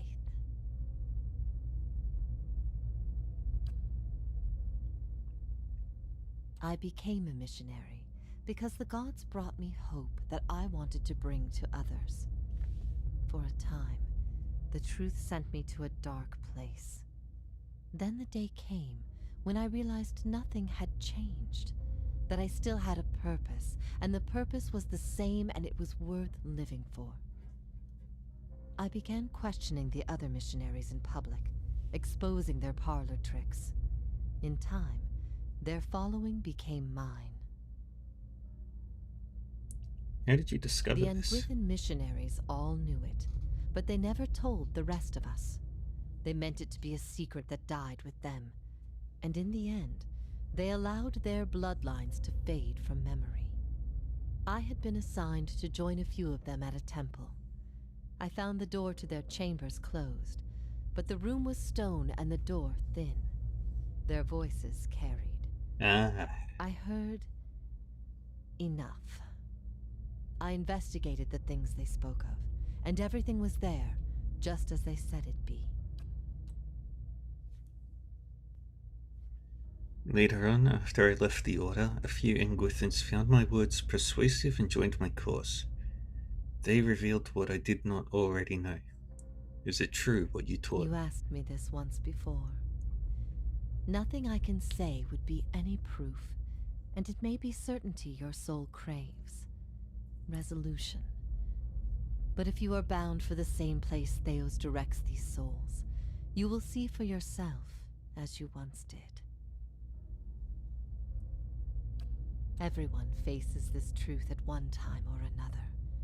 Few confront it. Few have the stomach to ask what if.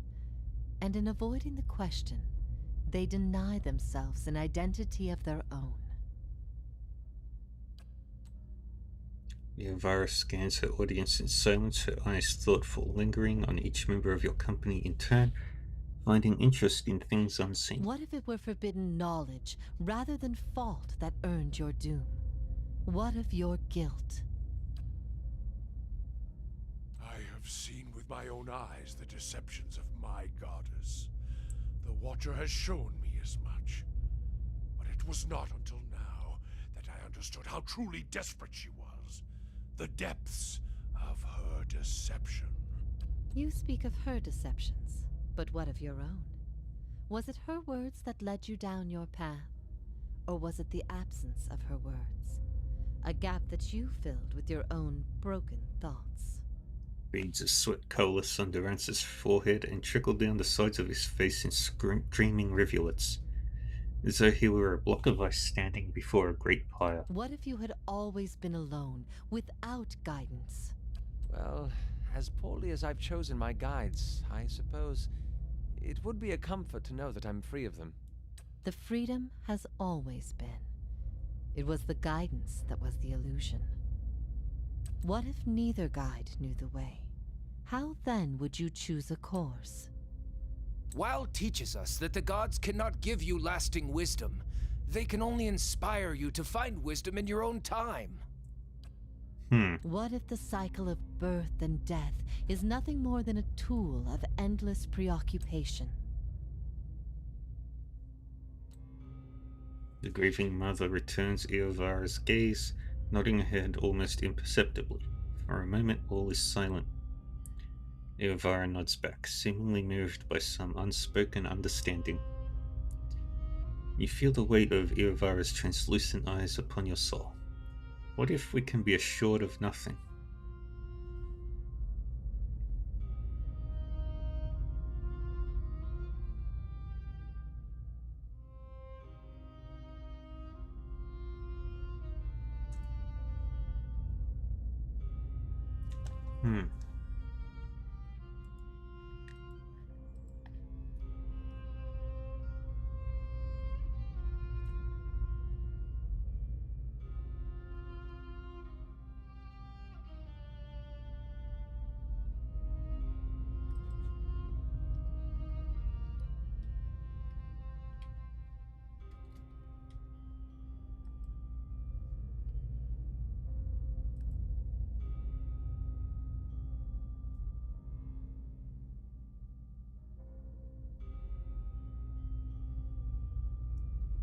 Oh, squirrel. Squirrel, squirrel, squirrel, squirrel. I'm talking to Aurelia in this game right now.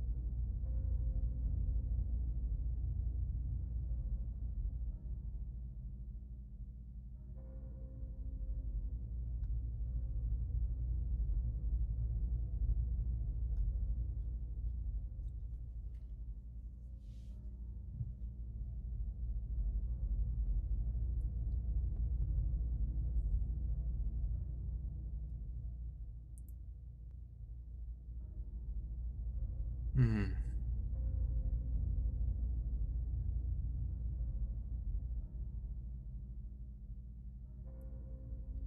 But the only value is in the things we create And ourselves. in the lives we create, is this not the essence of motherhood? To create, cherish, nurture, to give of yourself for the sake of another. There is bliss to be found in the things we create, but sorrow as well. Every creation bears the imperfections of its creator, and its creator's creator. Art and song are creations, but so are weapons and lies. We must be careful that our creations do not consume us. I ask these things not to trouble you, but to show why they must be confronted. No answer is simple, but somewhere between them all lies a truth so beautiful, not even a god could conceive it. Do we not owe ourselves a chance to find our part in it?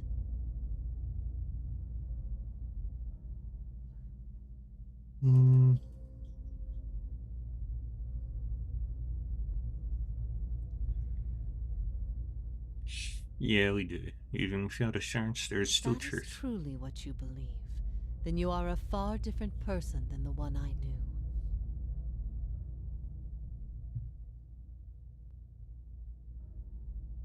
I've been alone here with my thoughts for so long now. I've found peace with my failures and with my punishment. I no longer curse fate for what might have been. But there is one thing that has clawed and scraped at my mind all these years. One thing that will not be put to rest until I know. Until I understand. I need to know why you chose to remain with the Inquisition, even after you'd learned the truth. Do you remember? I was afraid of what Theos might do to me if I didn't agree to it.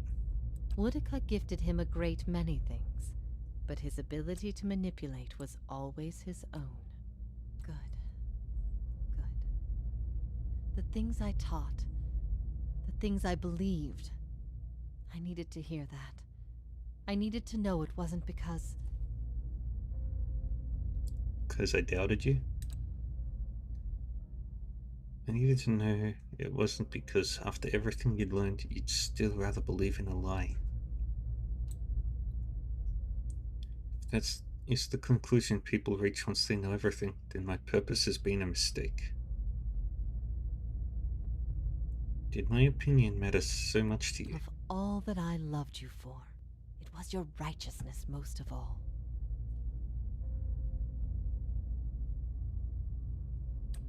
You had heard both sides, seen everything. If not you, then who?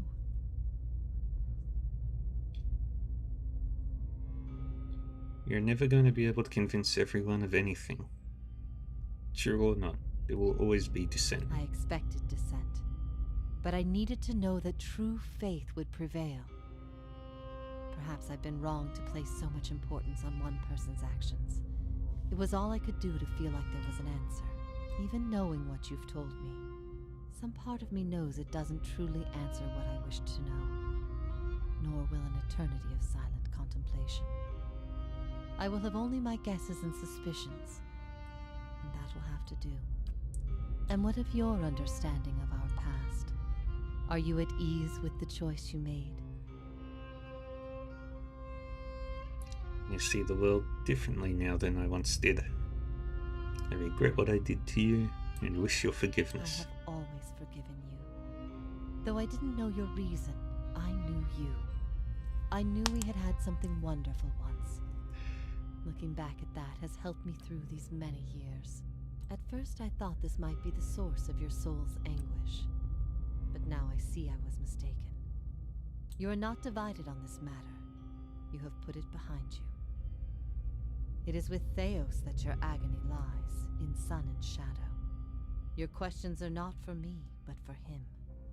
And it may be that only an answer from the mouth of Theos himself will satisfy your needs. Yet if there is anything I can tell you that would be of use, ask and you shall know. Are you bound here until the end of In a time? matter of speaking. This is Braeth Yamen, the court of the penitents.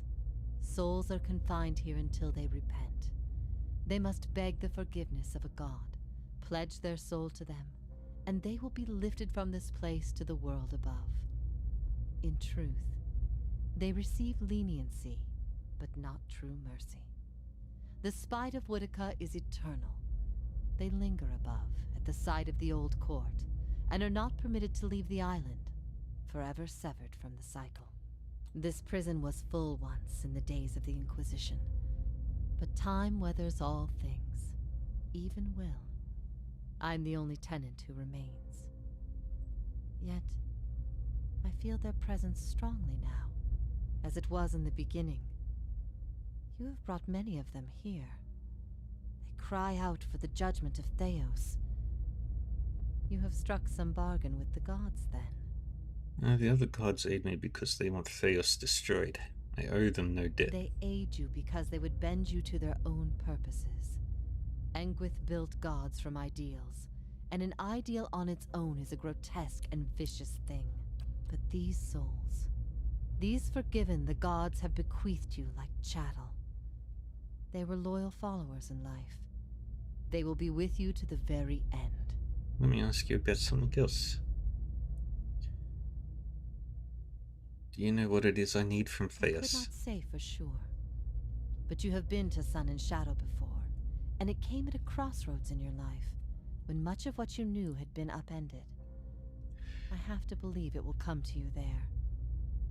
Your concerns then were of loyalty and trust and the gods. Everything I told you seemed to send you further into doubt. His words mattered to you when you knew him then. After you and I spoke, you went immediately to seek him out. Perhaps you simply sought confirmation from the man you trusted. If something from that time still troubles you, it may be something he told you then, or refused to tell you. He keeps secrets better than any in this world. Why has Theos done all He this? cares only for the secret he keeps locked away. He destroys anyone who might discover it, no matter their chances. No sleepies? Big Floof decides Snuggles around old menu. Yay, Snuggles. That's why he's always favored Woedica. It isn't in her love of promises or justice. It's her disregard for the rules. Her willingness to do what is necessary. To Theos, she's not a deity, but an ally with which to conspire. When her power waxes, she does as she pleases with this realm, as well as hers. And she wants that secret guarded as much as he. If Theos succeeds, there will be a shift in the balance of power among the gods. Woedica was vanquished once, when the other gods decided she had gone too far, and her power diminished. With this infusion, there is no telling what she will do. The only certainty is that there will be chaos in their realm, as well as ours. This place, Sun and Shadow, what is it? I could tell you what I believe, but again, it would be no proof. I have only what I have seen, and what others have told me about it. There is only one man who can tell you now, who knows it to a certainty, and you shall face him soon enough. That's the way it has to be. Take the Snuggles. Give none back. I will leave you to see it for yourself. Make your own judgments. Better for your soul that way, I think. Time for me to go. Theos will not wait for you. If you do not catch up to him now, you may never find him again.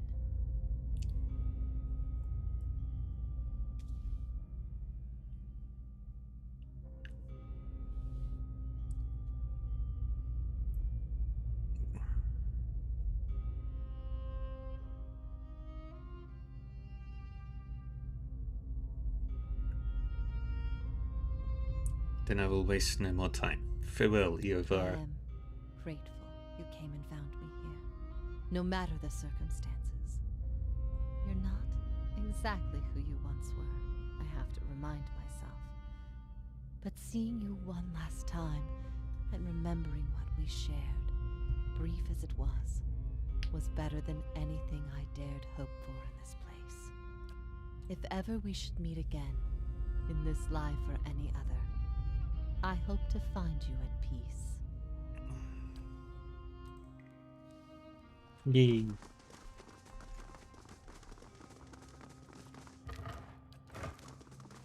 So, it's true. The gods are a sham that people have followed for thousands of years.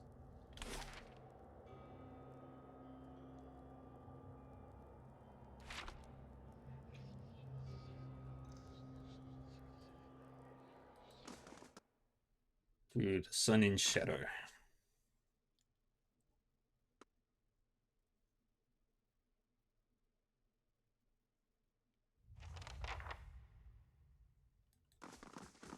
These ruins, like a great grave for a soul.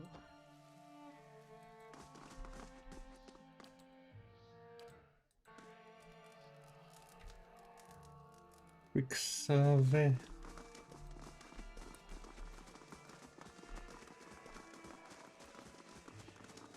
We've been lied to. Our whole lives, and many lives before that. And it's led us to put our faith in a pantheon of gods that never deserved it in the first place.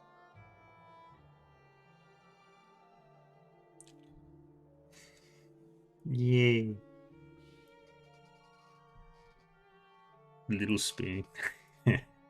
That's the best spoon. People need something to believe in. The gods, however they came to be, have served that purpose. I'm surprised to hear you say this. It seems that much harm comes from imposing authority where perhaps none is needed. We've seen the atrocities that members of the Leaden Key have committed without even understanding why or for whom they act. For once, the half-souled elf is right. To live in ignorance is to allow the gods to have their way with us. I've also been thinking, there won't be much left of Theos by the time you're done with him, if I know how you operate. That will leave the Leaden Key headless. Perhaps it's best it stays that way. Do what you think is right. Then let's face Theos. When this is all over, I'll make sure that no one is able to commit his abuses again.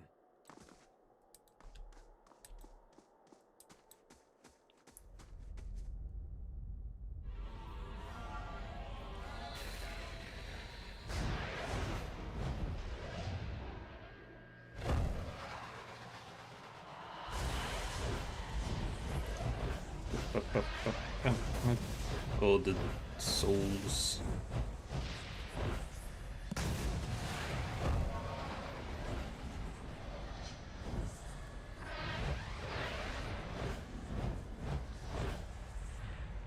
Full of surprises, aren't Hey you? there. Incredible! I knew the builders could work wonders, but this is amazing! Many spirits stir here, edged with anger, violence. We light our own path now, Watcher.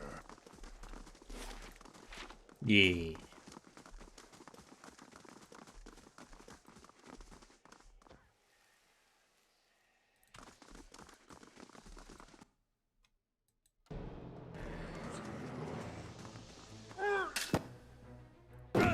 Ah, they're spirits from vessels. Dang it. Something here that works.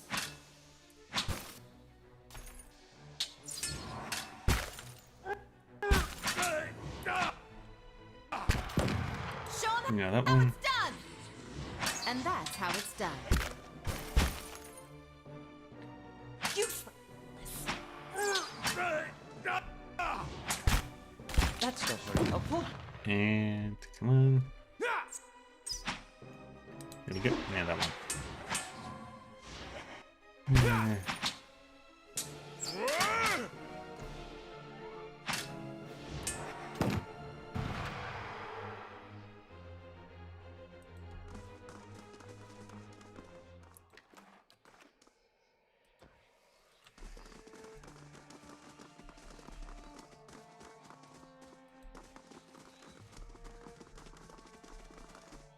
Did Durgan.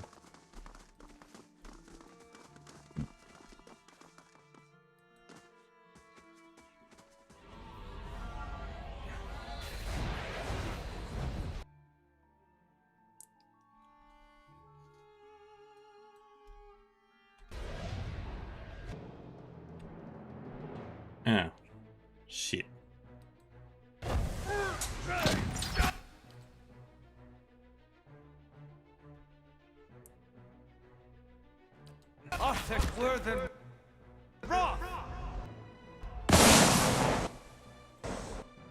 Good.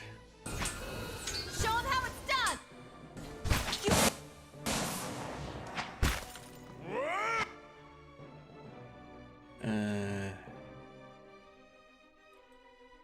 Yeah, that one. That's not very helpful. I'll teach you a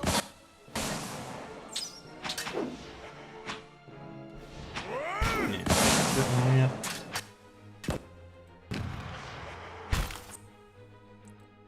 And now that one. Everybody just focus on it and make it dead.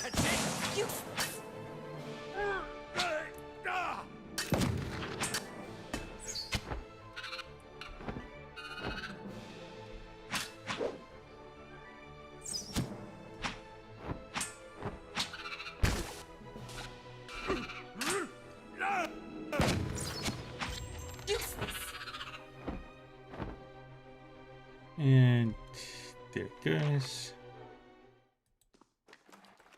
Grab all of that. Sure.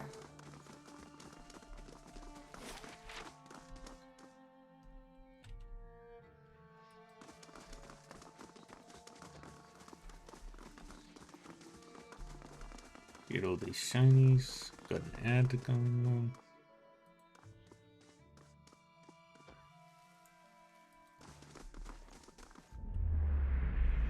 And we'll just wait for the ads to finish.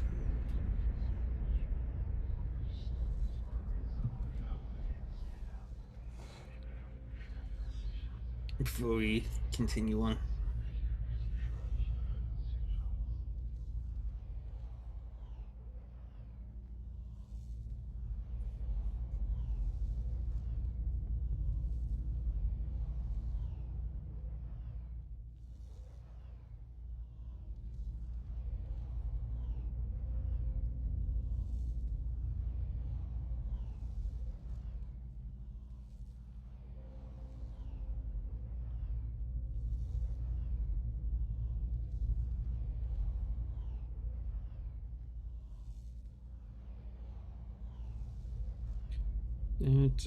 Ads. This. Oh.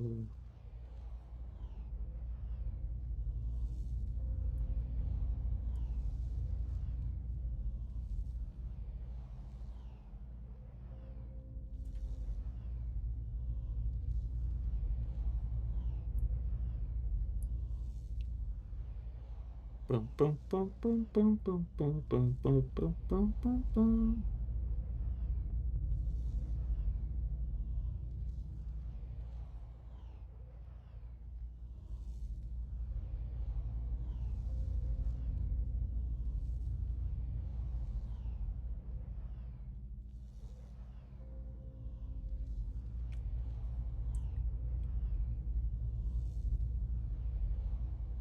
Mr. Sandman, bring me a sand. Bum bum bum bum da da da da da da da da da. Da da da da da. Da da da da da da da da.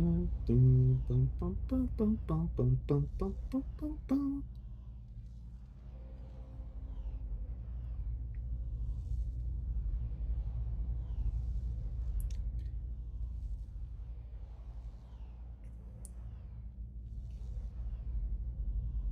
For 30 seconds.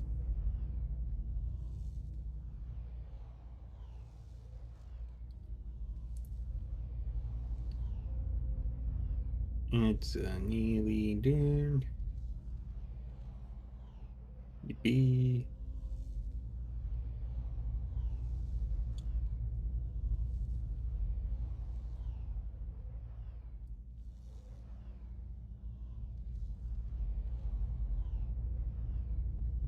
Yippee. Ads are done. Alrighty. Right. talking to Whale.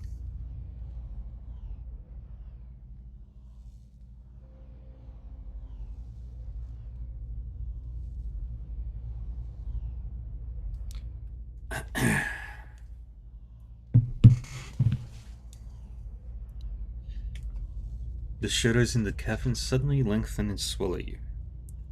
When your eyes adjust to the darkness, you find yourself in the midst of what appears of what must be another vision. You are surrounded by mists. The ground feels springy under your feet. You imagine that as soon as you take a step, the stile behind you will erase all trace of your passage. As if on cue, the mists before you clear just enough for you to take a couple steps forward. You do, and the fog closes behind you.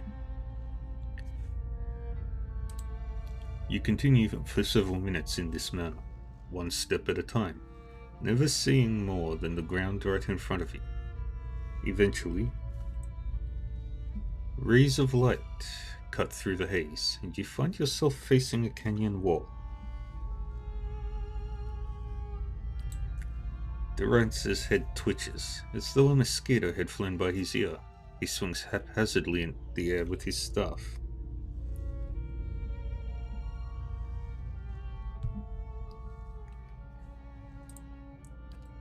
Something whizzes past you. Just as you turn, you catch another whir of movement. Out of the mist flits a small shape, small and round. You think you see another, and another. They tickle the corners of your vision. You turn back to the canyon wall. The sun shifts along its path, and what looked like a smooth rock face is the hollow of a cave. A figure steps out, its features shifting and changing before your eyes. Can it? It has to be. Wow! But I never thought he'd reveal himself in person. This is Wow. incredible. Even his form is fickle and unknowable. Amazing.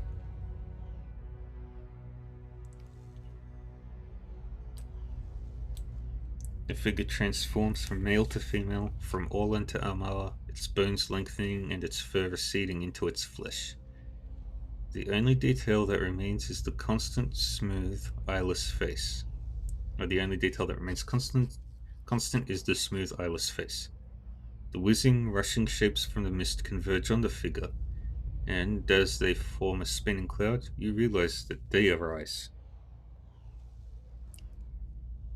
You understand the value of a mystery watcher. A buried scroll, a hidden truth. These are my ways. You unravel a thread, Watcher. One you have lost and discovered over generations.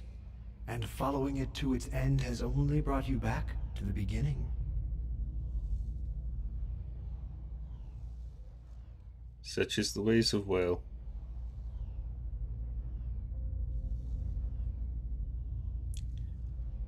Have I been here before?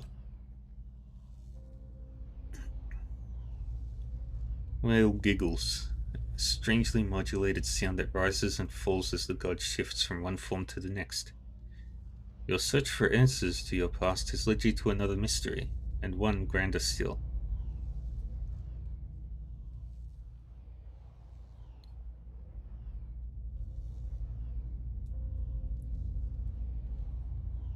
My goal now is to see to the souls Theos has trapped. Yes, but what would you do with them? A nebula of souls, blind and brimming with potential. The answer to Woodika's question and the beginning of yours. What would you do with them?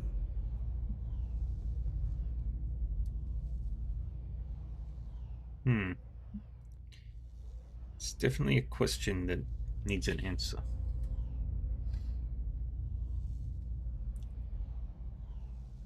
Verath wants them returned to the cycle. To live out countless lives, each old existence lost to the new. The point is never the end with that last shuddering breath, but all the years that lead up to it. Even the gods require fresh mysteries.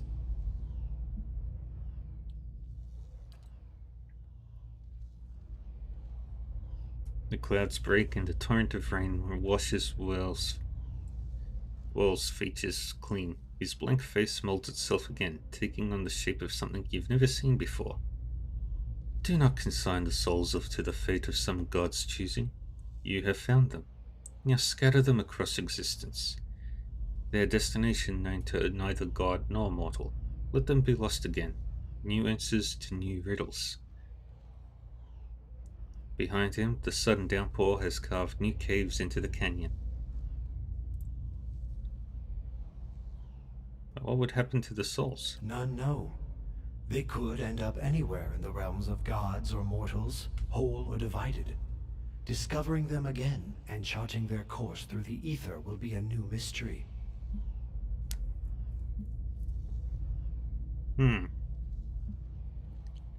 But I kind of already pledged myself to Barath.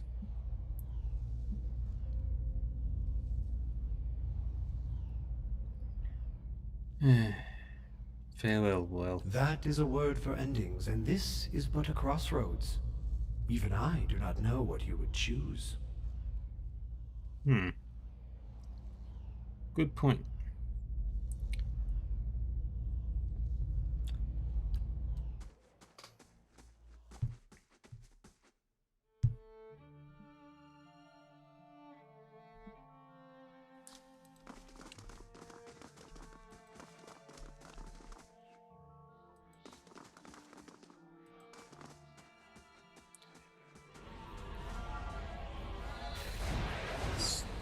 Hey, it's 16 here too.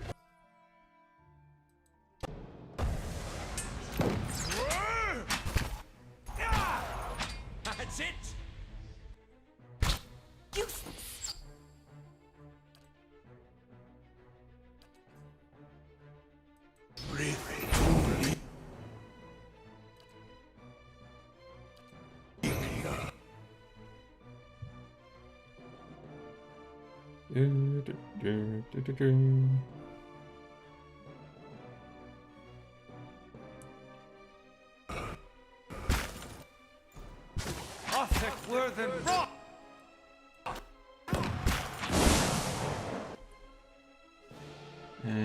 Shadow Drake is next.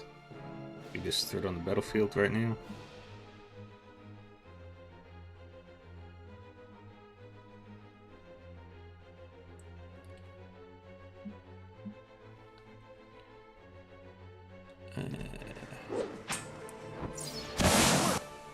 Need to try something else.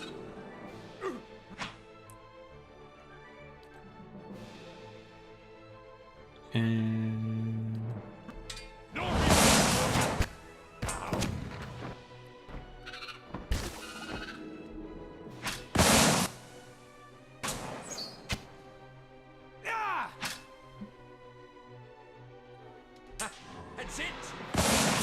Let's go.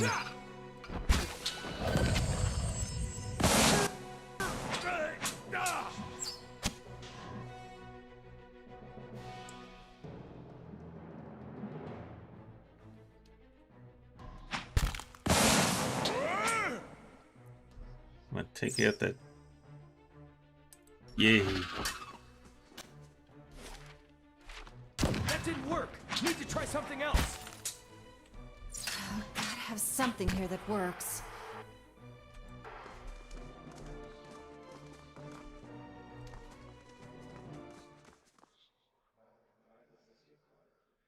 True. It's also the windiest right now.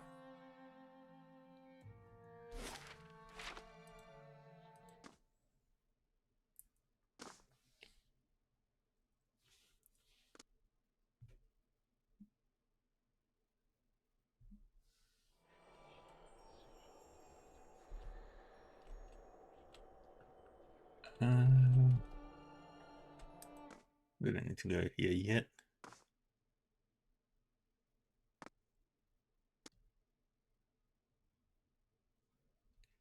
Got some more exploring to do. Sure.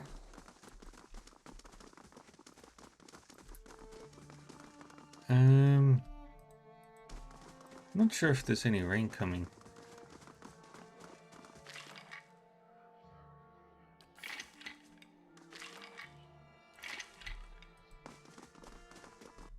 And whether is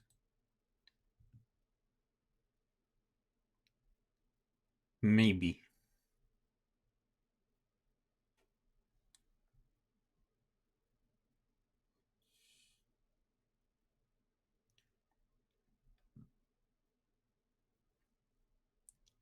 But maybe not where I am.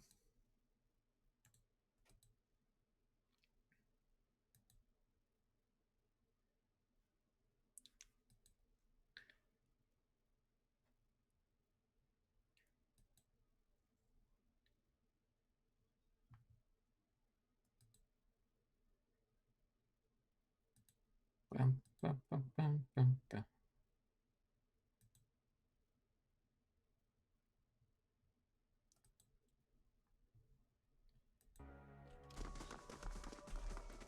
It might not even be raining where I am.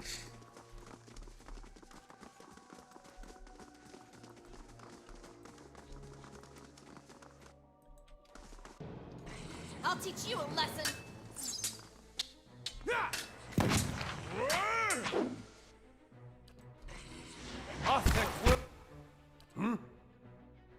And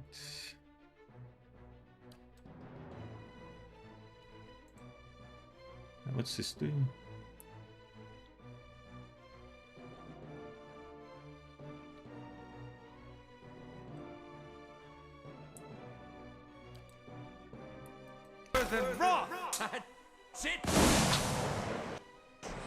Oh, beautiful.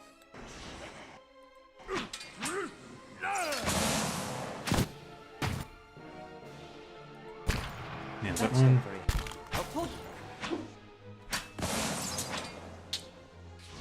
14 seconds, 10 seconds. I'll teach you a lesson.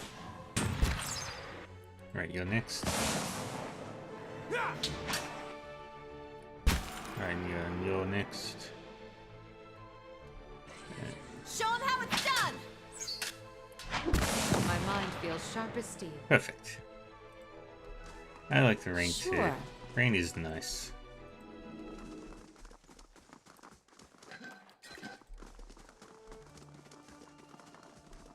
Rain is nice inside. Rain is not nice when you're caught in it.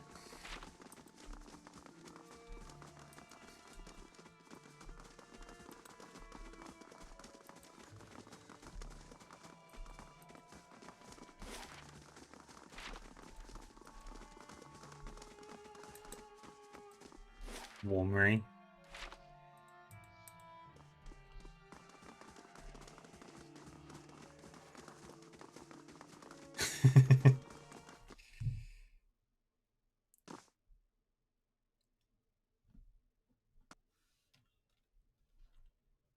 Channeling your inner living the vida loca.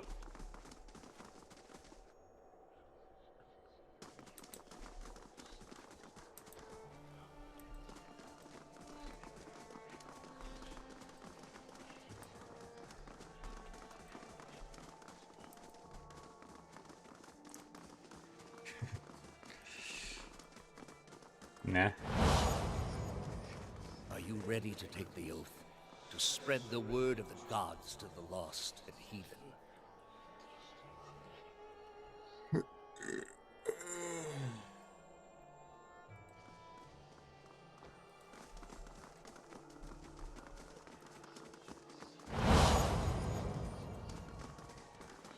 I am trusting you to remain loyal to the gods in this. If you do not, you will have greater powers than me to answer to. I wouldn't ask this were there any other choice.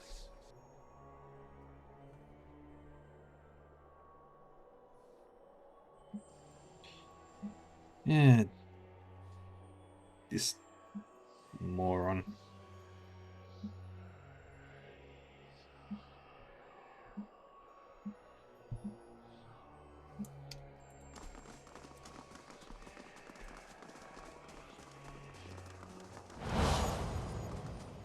This is a missionary, same as I was.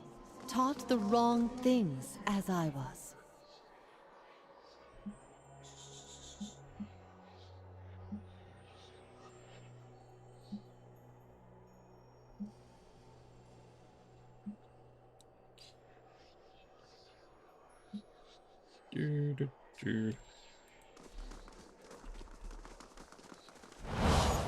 Iovara. Alcyonis. They have held off many would-be invaders. Iovara's voice is Aurelia. You are ready to give a confession? I am ready to hear one from you.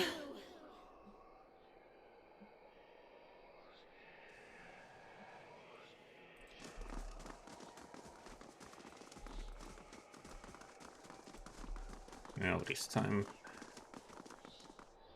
Wait, Yes? make sure everybody's at full strength. Mm-hmm.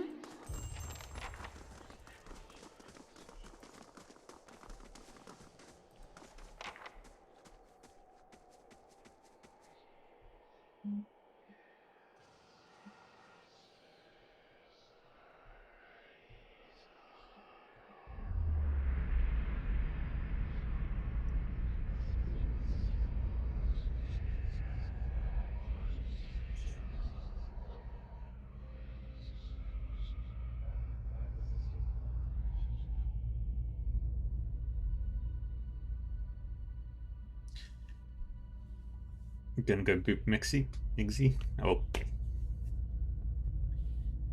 You've come to a circular room, grand and domed. Its walls lined with Adra and trimmed with copper. At the far end, a great pillar of Adra pierces the floor from below like a ragged spike, its shimmering texture giving the illusion of boundless depth. Your thoughts are yours and not yours, and they are all questions. At the base of the pillar stands Theos, a look of concern on his face as he notes your approach. You have something you want to ask him, one question above all others, spinning madly in your mind.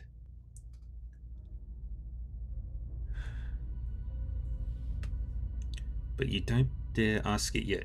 You need some admission from him first, some hint of the veracity of your suspicions. You are far from your post, Inquisitor. What brings you here? Your mind races, weighing different angles of approach, your emotions barely in check. What is this place? We are in a sanctum holy to Utica. There are others like it in service to the other gods. I come here often to pray for her counsel, and in this space I may be assured that she hears me. Was Iovara telling the truth? That woman sought only to destroy the foundations of peace and civility that my people sacrificed everything to build. The machine behind you, what does it do? It has many uses, but its purpose is to bring structure to the chaos that surrounds it. That is such a non-answer.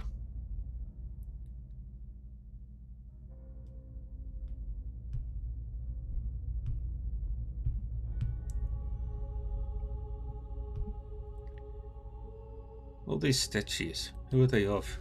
They are monuments to Utica's greatest servants among my people. I hope to join them myself one day, but my work is not yet complete. Oh, for the godhood.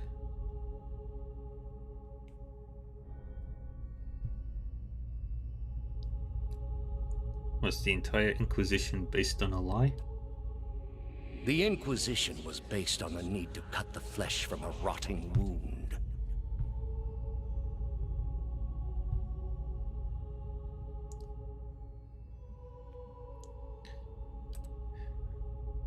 You are shaking now, having lost all patience for tact. No more evasions. You have to know. Everything you believed, everything you have done for the gods. Did you lie to me when you said the gods could end suffering? Theos says nothing.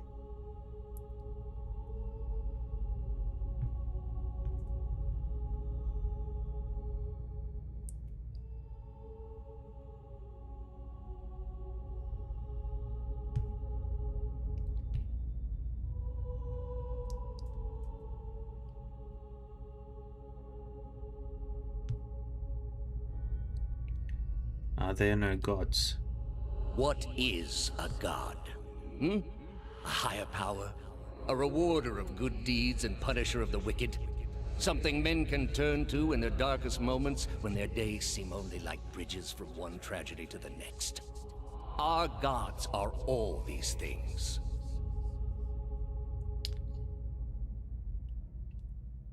With Theos as every word, you find yourself losing control of a boiling cauldron of rage and doubt and fear and hopelessness until you can take it no more. Are there no gods? We are in a sacred place within earshot of the gods themselves. This is not the time. You've been through much these past few months.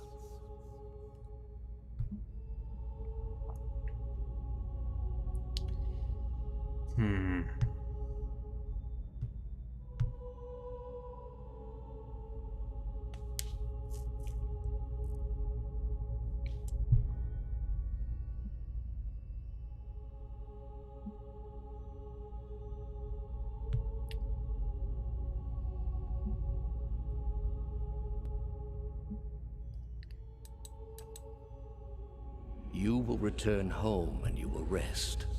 When you feel you have recovered, you may rejoin us at the trials.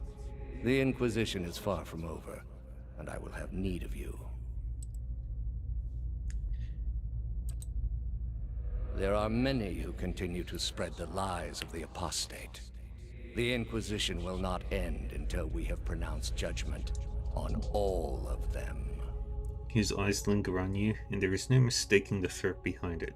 And your rage shrinks at the image of an iron wheel in your mind, monolithic and caked with the dried blood of thousands. You do not ask your question again.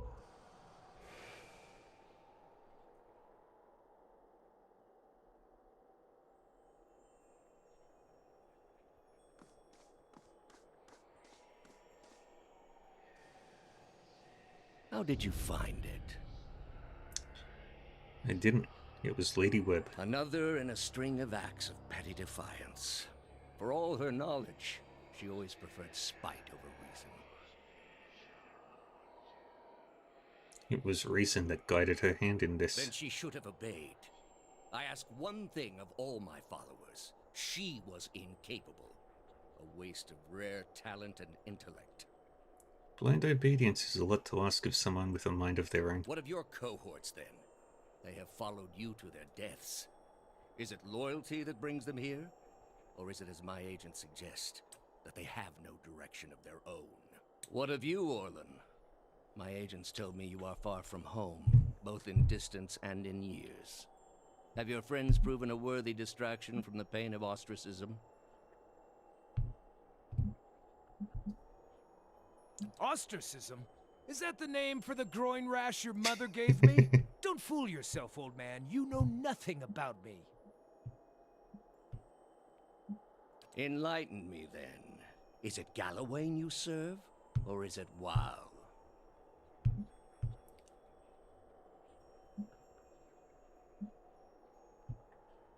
I give both gods their due service, but I am servant to neither. But such difficulty on the way. If you had only accepted that perhaps you were fit to serve neither god, just as you were unfit to serve your tribe, you might have saved yourself the trouble. My tribe was unfit to serve me. And yes, I'm not fit to serve any god. I need only serve myself. Can you claim that, Theos? Are you your own master, or are you just Woodika's wet nurse? I serve all people. Better than they will ever know. Better to live a competent servant than an incompetent master. He's such an idiot.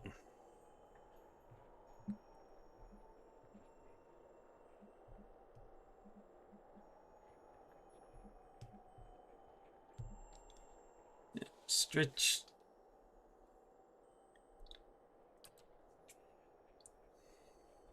Durant stares at Theos with a beast's snarl. Theos watches him calmly. You built a weapon that delivered exactly as promised. I served my goddess as you did yours.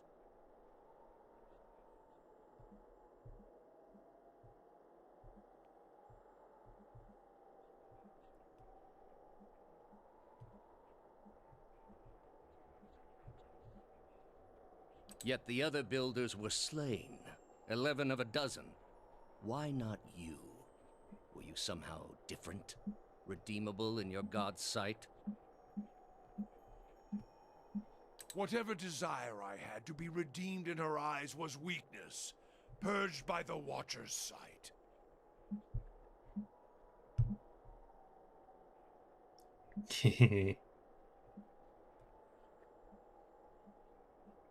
Or was it merely that your goddess wanted you dead as well, and your delusions of importance prevented you from seeing the obvious?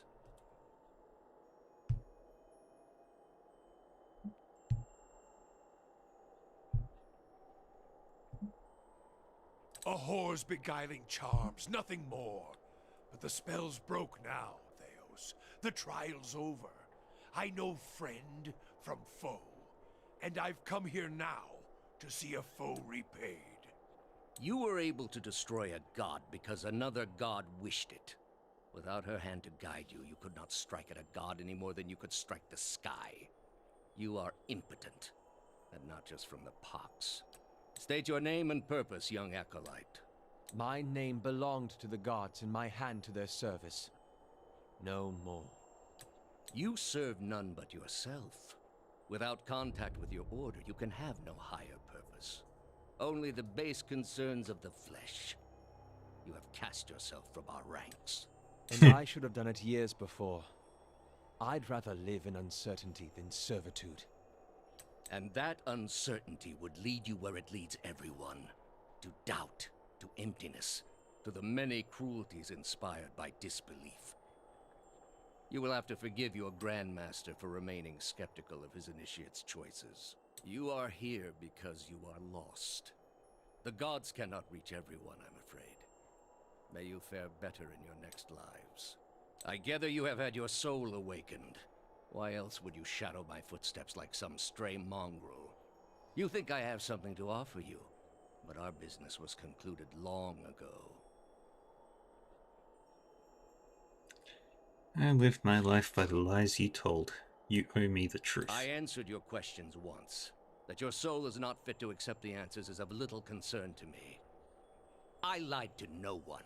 Not to you, not to anyone. The gods are real. They are everything we need them to be, and the world is better for it. You convinced me once that spreading your false faith would end atrocities, yet here you are, committing your own. The spread of our faith ended many such atrocities. I do what I must to ensure it continues to do so.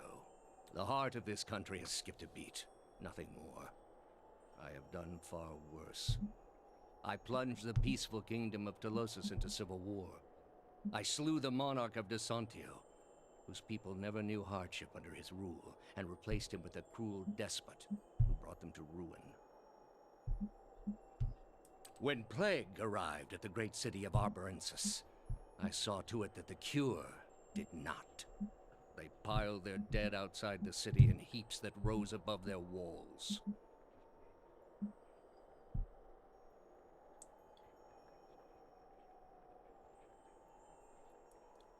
Nothing could justify these atrocities. That's where you are mistaken.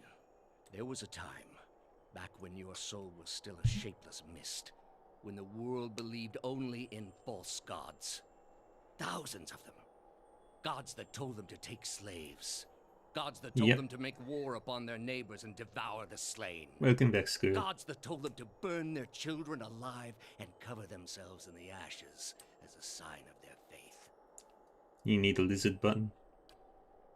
You'll get one. But all that changed when they learned of the true gods. Our gods. All those misshapen, bestial instincts melted beneath the radiance of our god's majesty. You could see it in their eyes. That dull emptiness replaced with the glimmer of a kindled spark. The spark of false hope. There is no false hope. Only hope for things that never come. Have you imagined this existence? The one the apostate would have created. We are not all so virtuous as she. Without our gods, the most wicked, the most tyrannical, they would take that power for themselves. But more than that, it would be a hollow existence. All mysteries forever unanswered. All purposes constructed from meaninglessness. No endings to bring closure. Only a wheel, turning without mercy, grinding our spirits to dust. You underestimate people. For all my years, I have seen exactly what they are capable of. Stupid what the lizard is apostate you. asked was beyond any. Nah.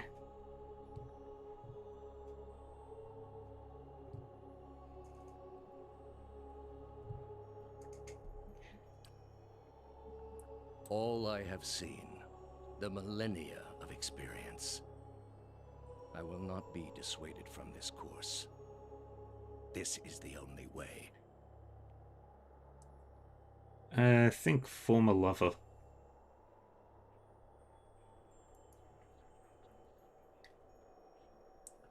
You are blind to think yours is the only way.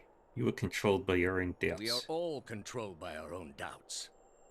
Better that we should be relieved of them. With your soul and thousands of others, I will see this world purged of its suffering. Hear me, Woodica. Your servant calls for aid. Okay. Roak 10!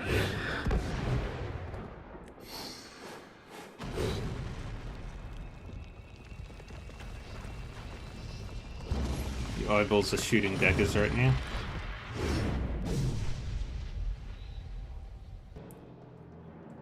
Alright.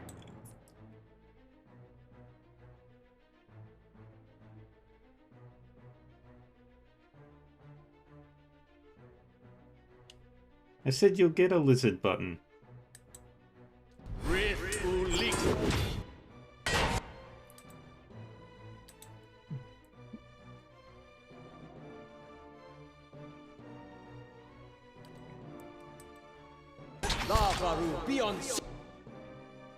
Eh?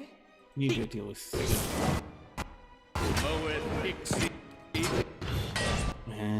AoE. That's not very helpful.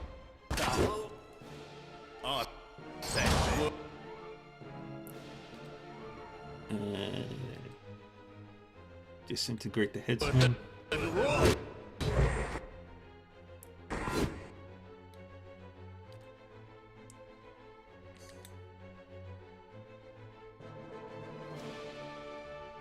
That's not very helpful.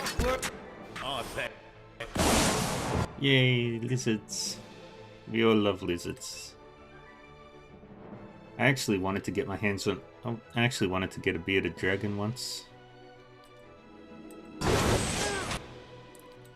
Lava beyond seek.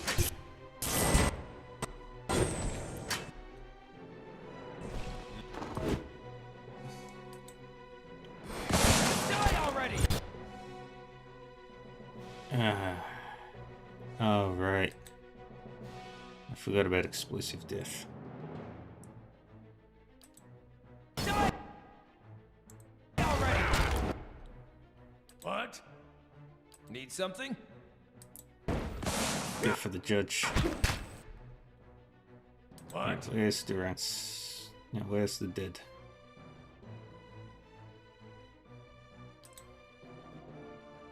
Yeah, they're too far away from each other. Yep. This is the final boss. What?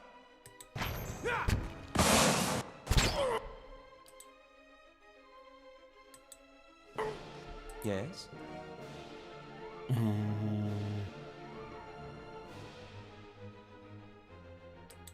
Chain lightning. Lava beyond seek.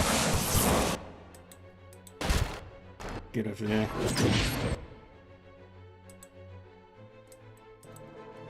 Valamar. The brown bear.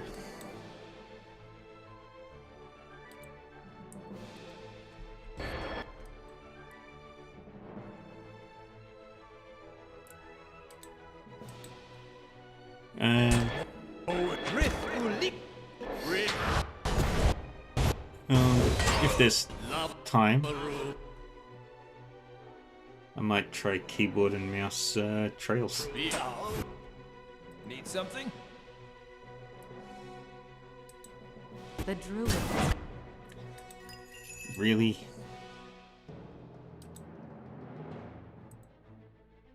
Mm-hmm.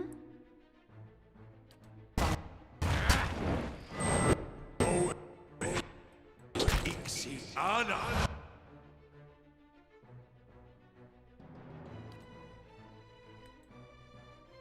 Need something?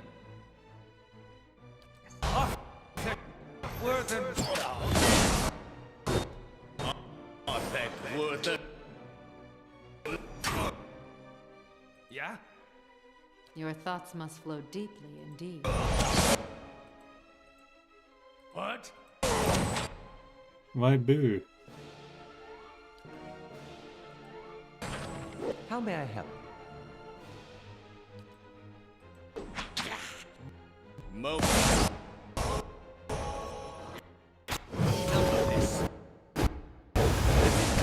Need to try something else. Oh, your precious sleep.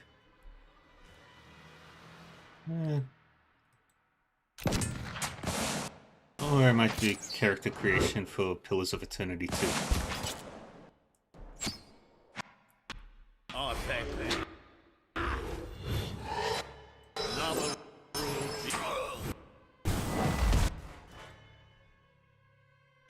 What? Alright. Oh, thank you.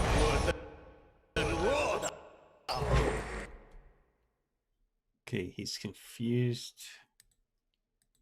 Everyone just wail on him. Your thoughts must flow deeply indeed. What?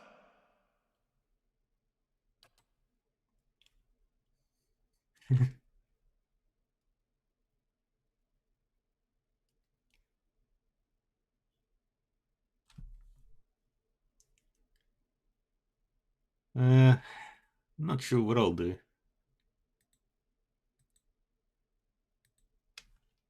Yeah?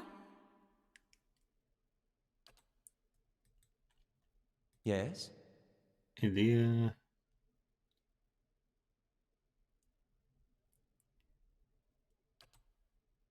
Try that. Arthek worth.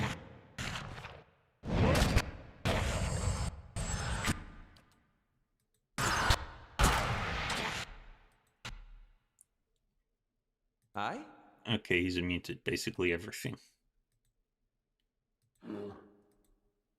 Need something? Alright, Durance.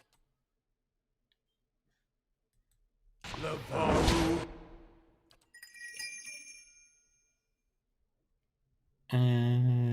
Use. Beyond.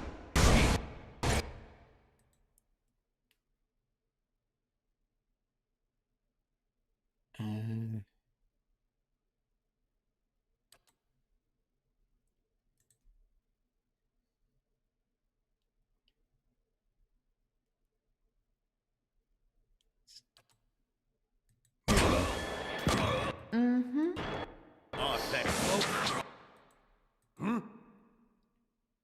And drop a pillar on you. I didn't think anything could. Being rough, it's just now. And Theos is dead.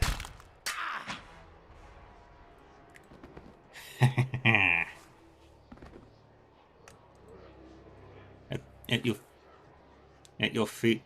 The only thing I didn't do, Lady Kirin, was kill the dragon. But that doesn't really have any bearing on the sequel anyway, so it's not that important.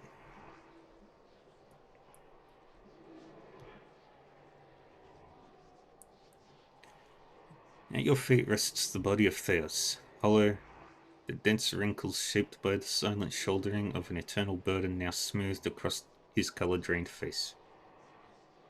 I tried fighting the Azure Dragon for about an hour, and my only time I got close was the very first attempt.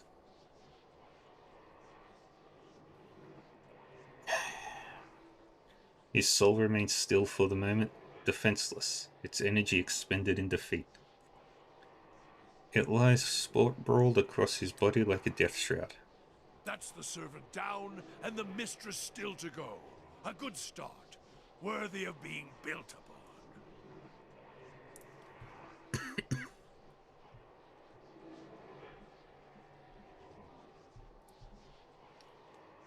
I hope this is the end, but what's to stop him from being born again with the same ill intent? And before you suggest the option, no, I'm not eating his soul. I'll put almost anything in my mouth, but not that. Thousands of souls he has tortured. Would that he could live those sufferings 1,000 times himself.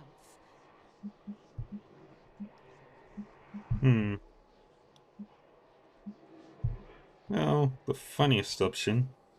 He spent his lives, more than any of us will ever know. For what? Binding the world to a lie. Could a man like that ever be redeemed?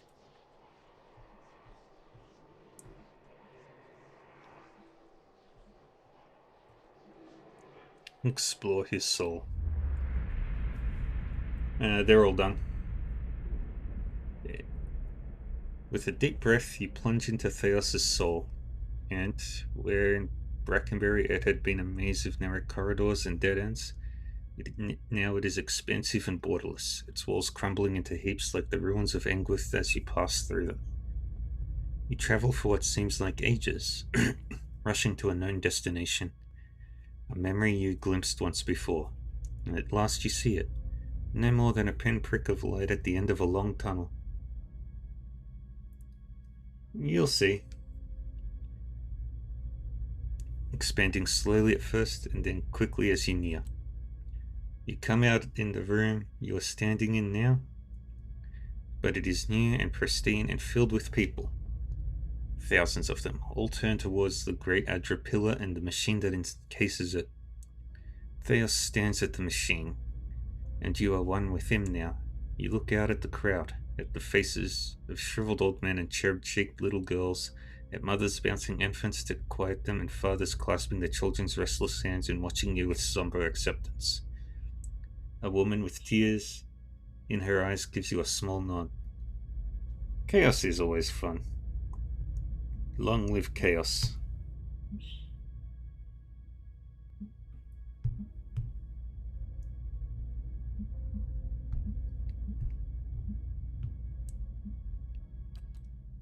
You turn back toward the machine, your breaths constricted beneath the weight of unwanted knowledge, preparing yourself to set out alone on a journey without end. You close your eyes and open them again to find the machine still in front of you, beckoning. You take your place in front of it and place your hands upon a large mechanical disc at the base of the great crystal column and speak a single word. Giant rings creak to life, building speed, setting arrays of carved draconic mouths aglow, and sending tremors through the platform beneath you. The entire room shakes now with the force of the accelerating machine, all sound drowned out by its deep, deafening thrum. Brilliant tendrils of light arc outward from the pillar in all directions, and you look over your shoulder to see them engulfing the crowd, burning them brightly like hot iron. One by one, the tendrils disappear, leaving ashen effigies where people once stood, many of them disintegrating into grey heaps under the stress of the tremors. You look above to the Adra pillar, and a glowing spherical mass has begun to coalesce atop the column where the arcs converge. It grows and pulses, translucent and bulbous like some immense chrysalis, suspended in slow rotation as though it were being spun from the arcs of light.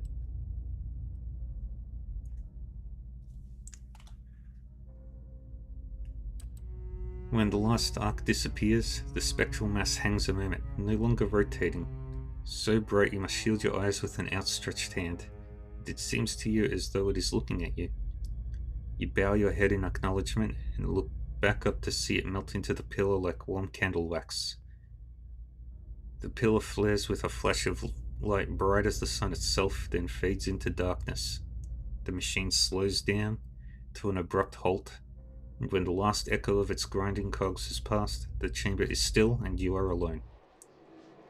From all sides, reality begins to bleed in through the memory, and you find yourself in your own skin once more, looking down on Theos' lifeless body.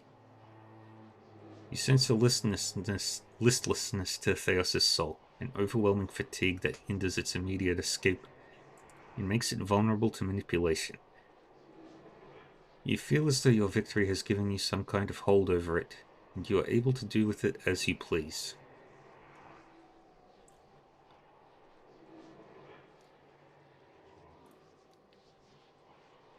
Theos Ix Arcana, there can be no forgiveness for your deeds.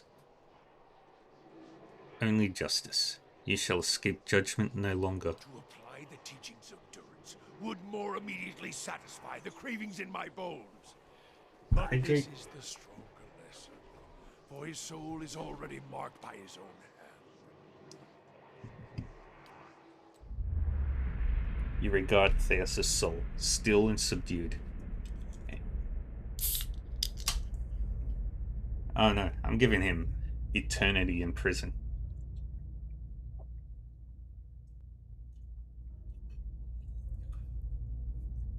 Your pronouncement seems to empower your spirit. Your will seems to you now a thick chain, and you wind it around Theos, constraining all movement, eliminating any possible last means of resistance.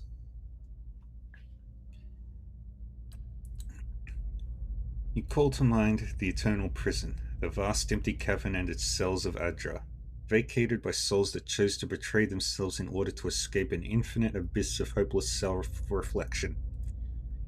You choose a vacant pillar and pour your consciousness into it, creating a perfect, inescapable hollow with space for one. Now you gather up Theos' soul and bear it to the pillar like some bodiless jailer conjured by justice itself. You can feel its resistance now, the abject terror radiating from it, but your bindings will not be broken. When at last it is sealed away and you begin to recede back to your center, you could almost swear you hear a distant, wordless cry for mercy. In the stillness that follows, a single word echoes through your mind. A word you spoke when you were one with Theos in an ancient memory. You realize it is the word that activates the machine.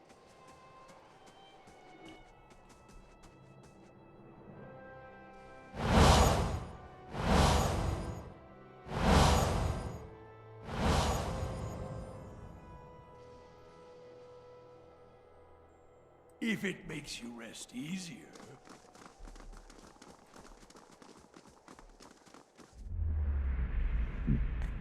Here we go. As you approach the machine, the path underfoot suddenly changes to a cobbled road. If you hadn't experienced visions like this already in Ter Everon, you'd be tempted to believe that the machine had sucked you into it and deposited you into the middle of nowhere.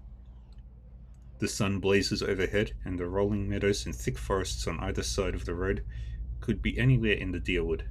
A shrill cackle turns your head. Standing next to you is a malnourished man clad in a threadbare loincloth and manacles. His entire body is striped with flash marks, and there are scarred pits where his nose and ears should be. He stinks of stale sweat and unwashed filth. You notice someone wandering down the road, but the figure's back is to you.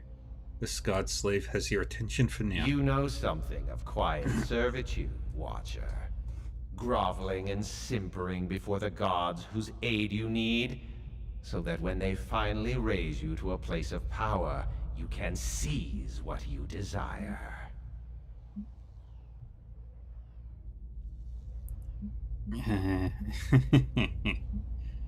You have labored at the pleasure of others. That shriveled hag in Hodrit House. Those well-bred thieves with their lordly pretensions. The wretched tribesmen playing out their fantasies of grandeur. And then you cowered and knelt before the gods themselves, begging one paltry favor and receiving riddles and visions in response.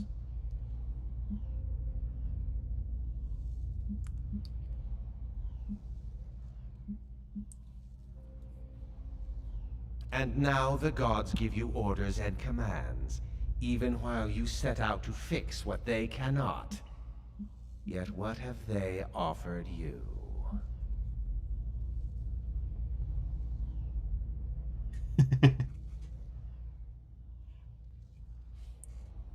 She was like, apparently like a desiccated corpse lady. A suspicious grimace crosses Alice's face. I get the feeling this is his way of giving you new orders on behalf of his own master. Be careful, Vida. Heravius clears his throat and quietly says, 5 copper says he's about to sell you on his own agenda. Only Whale knows what that might be. Heravius grins and leans in closer, whispering, if I were you, I'd tell him the other gods offered us a dozen nubile lasses. See if he can match that and haggle from there.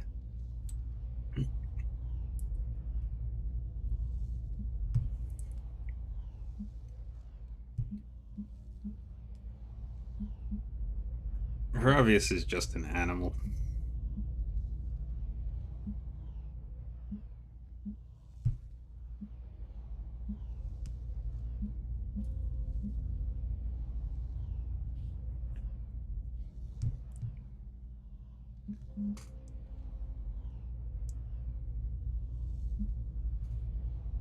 Given the breadth of the iron manacle, it's amazing that he can raise his bone-thin arm. But he does, and he points to the person walking the other way along the road. The exiled queen is not an ungrateful patron. You get a better look at the lone figure and realize that she's wearing robes, tattered and singed but fine nonetheless. On her head is the silhouette of a broken crown. She continues walking, her pace slow but determined. Finish the work Theos began. Strengthen Woodica with these souls and allow her to become the most powerful of all the gods, with you as her favorite. I've been working against Woodica this whole time. Why would she thank me now after I've defeated her most loyal servant? The ragged hole in Skane's face wrinkles with disgust. Loyal and weak. Theos proved his inadequacy when he failed to anticipate you. A plan exposed is worse than none at all. But you have proven resourceful, equal to the schemes of gods. Woodica has a long memory, Watcher, for both friends and foes, and she keeps her oaths. What do you mean by her favored? The recipient of Woodica's blessings. She has always had a place for mortals of particular merit. If you help her now, she will become the most powerful of all the gods. And you will be the one who made her so. Think of the lifetimes of reward you would reap. The only reward I wish is the joy of pulling bloody shards of a broken crown from my staff when I have finished with her trial. Skane turns his flinty eyes on Durance. So says your companion who's been abandoned by his own god. Do you really trust him to make alliances for you? Helping Woodica would mean that the secrets of the gods stay hidden. He rubs his hands together, his black eyes gleaming. Safely hidden, yes, from the violent overlords who would cease to fear punishment in the next life. From the heavy-handed masters who would answer to no one. The world needs some schemes. Or rather the souls of Kith so pure that you would snap the tenuous threads that bind society. Alice snarls. And Theos makes a better overlord? This one is the god of slaves. What would he have left if the world were unchained from his mistress's eyes? Elias. Skane takes a bundle at his feet and hefts the burden onto his back. I've explained the alternative, Watcher. Continue as a pawn of the gods, or a partner of one. At the other end of the road, the figure stops. She turns her head just enough to look over her shoulder. Her face is mostly hidden, but one merciless eye peers at you from a cheek of rippled, scorched flesh. I won't help you. You say that now, but when you're standing in front of the machine, considering the lifetimes and the powers that await you, We'll see what you do.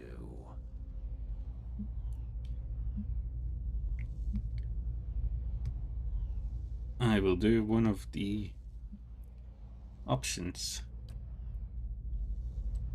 He continues down the road, and when the sun suddenly drops below the horizon, it plunges you into a momentary darkness. You come to your senses in front of the machine.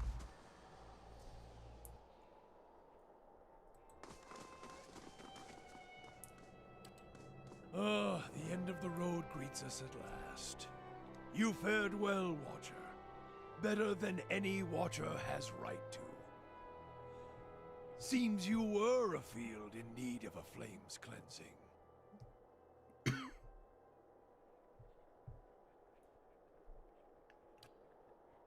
Would that my own trial had produced such an outcome. I had figured myself for the field all this time. But you were the field, and I the darkness. A lesson neither of Durance nor of Margarin. But with that trial's end, a new one begins. A god's trial. And I will stand in judgment without mercy.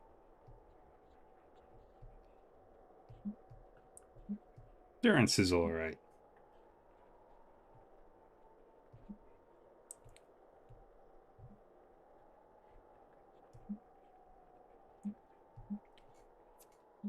He's just not very happy about the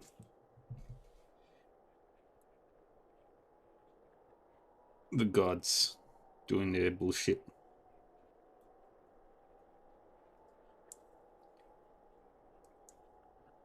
But if gods didn't do bullshit, would they really be gods?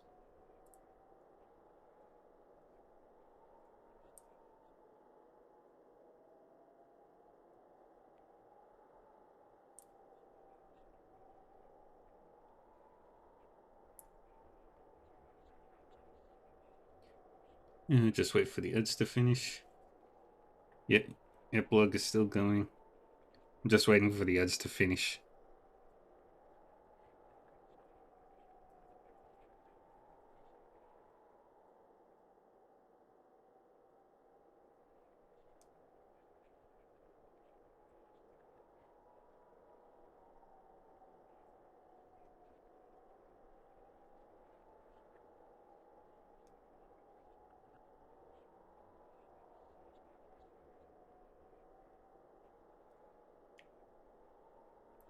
And unlike Trials of Cold Steel 2 or Trails into Reverie, it's not a 12-hour epilogue.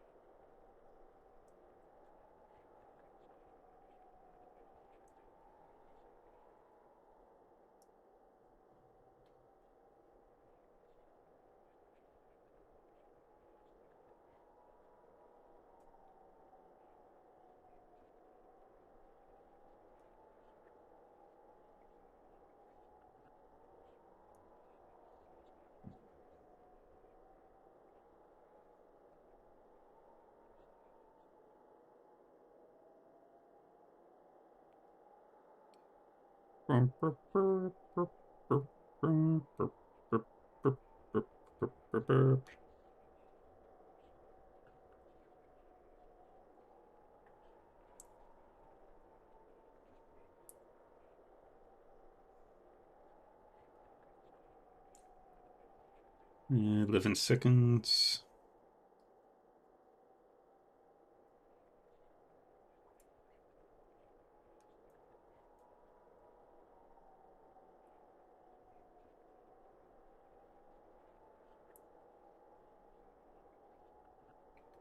Okay. And we're back.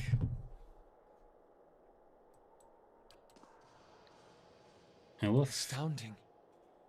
I always knew the Leaden Key stood for something big, but I didn't quite realize what I'd gotten myself into.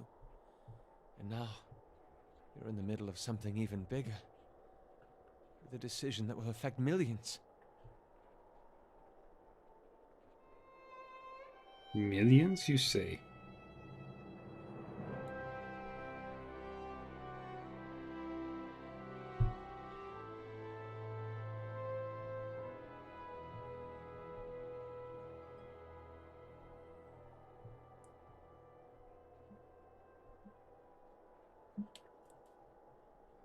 but even if you send the souls somewhere specific now, who knows what the next turn of the wheel will make of them?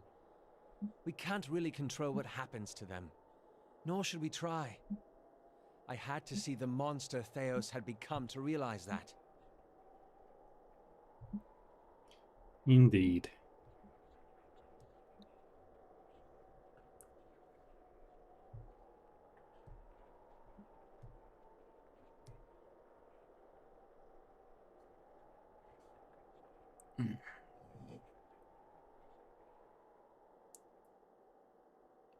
Maybe so. It's your decision, of course. And whatever you decide, I'm glad our paths crossed in Gilded Vale. Yeah. Theos may be gone, but his crimes, the wounds he has inflicted, remain. Yeah.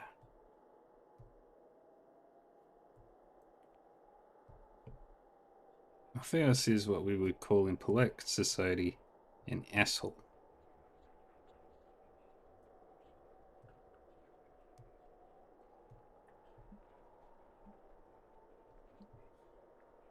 Yet before you lies an opportunity to heal, to restore. Only through the healing of families, repairing the bonds between parent and child, reforging the shattered links between generations, can the Deerwood be knit whole once more.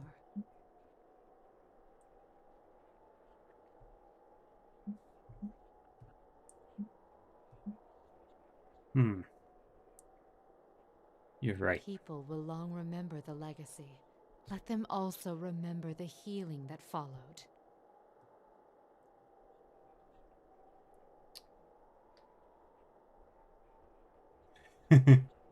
I was looking down. My bad. Victory looks good on you. There was a blur about your soul that lingers no more. Seems putting Theos to rest has given you some measure of inner peace. Of course, now you need to decide what to do with these trapped souls. Yeah. So many hopes and dreams, all of them torn from the cycle and trapped for Wall knows how long. You could set them free, nowhere in particular. Just free to go Wall knows where. Think of how many new lives and new journeys could start this very moment. It's all in your hands. I know you are the right person to decide the fate of so many. You helped bring me closer to WoW, and I believe WoW delivered you to this moment, this decision. It has been an honor to be along for the journey. And my answer to what we'll be doing there is...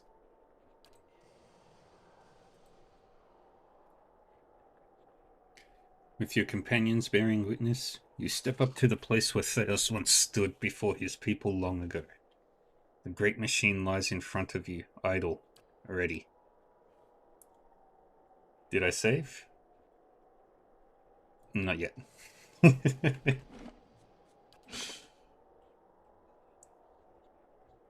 Number 14.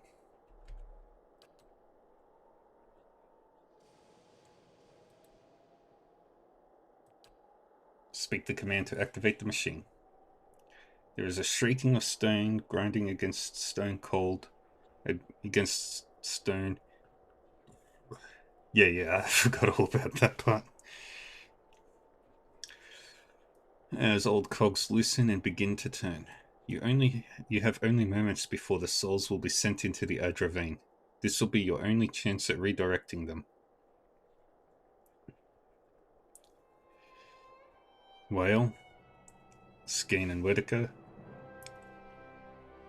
Galwain, Remagond, Hylia, Bereth. I think my first playthrough I did, whilst thing. I'm sending the souls back into the reincarnation cycle. You close your eyes and expand your perception outward, taking in the immense totality of tens of thousands of souls orbiting the chamber. Yeah, the only reason I didn't do Hylia's is because of all the other... because of everybody who died.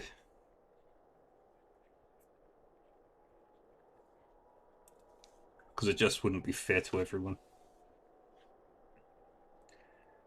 Close your eyes and expand your perception outward, taking on the immense totality of tens of thousands of souls orbiting the chamber. Your grasp on the souls is tenuous. You find yourself fighting to keep them all within your influence, and you can feel them slipping away from you as the machine gains speed. A brief moment comes when you feels as though you have behold all of them at once, and their force is so great, it feels as though they will tear you apart. In that moment, you dedicate your entire being to bending their orbit, channeling their flow in a new direction. At your command, the ancient Here we device go. became your instrument, spinning to life with deafening resonance and gathering up the swirling essence like thread on a great spindle. There, in the pale, pulsing glow of the machine that set you on this path long ago, you summoned all your strength, focusing on your objective and blocking out all else. With a single concussive blast that rocked the chamber and sent you tumbling to the ground, you freed the souls from their stasis. Exhausted, your consciousness slipping away, your last sight was of the machine, dark and dormant. Then your eyes closed, and sleep welcomed you at long last.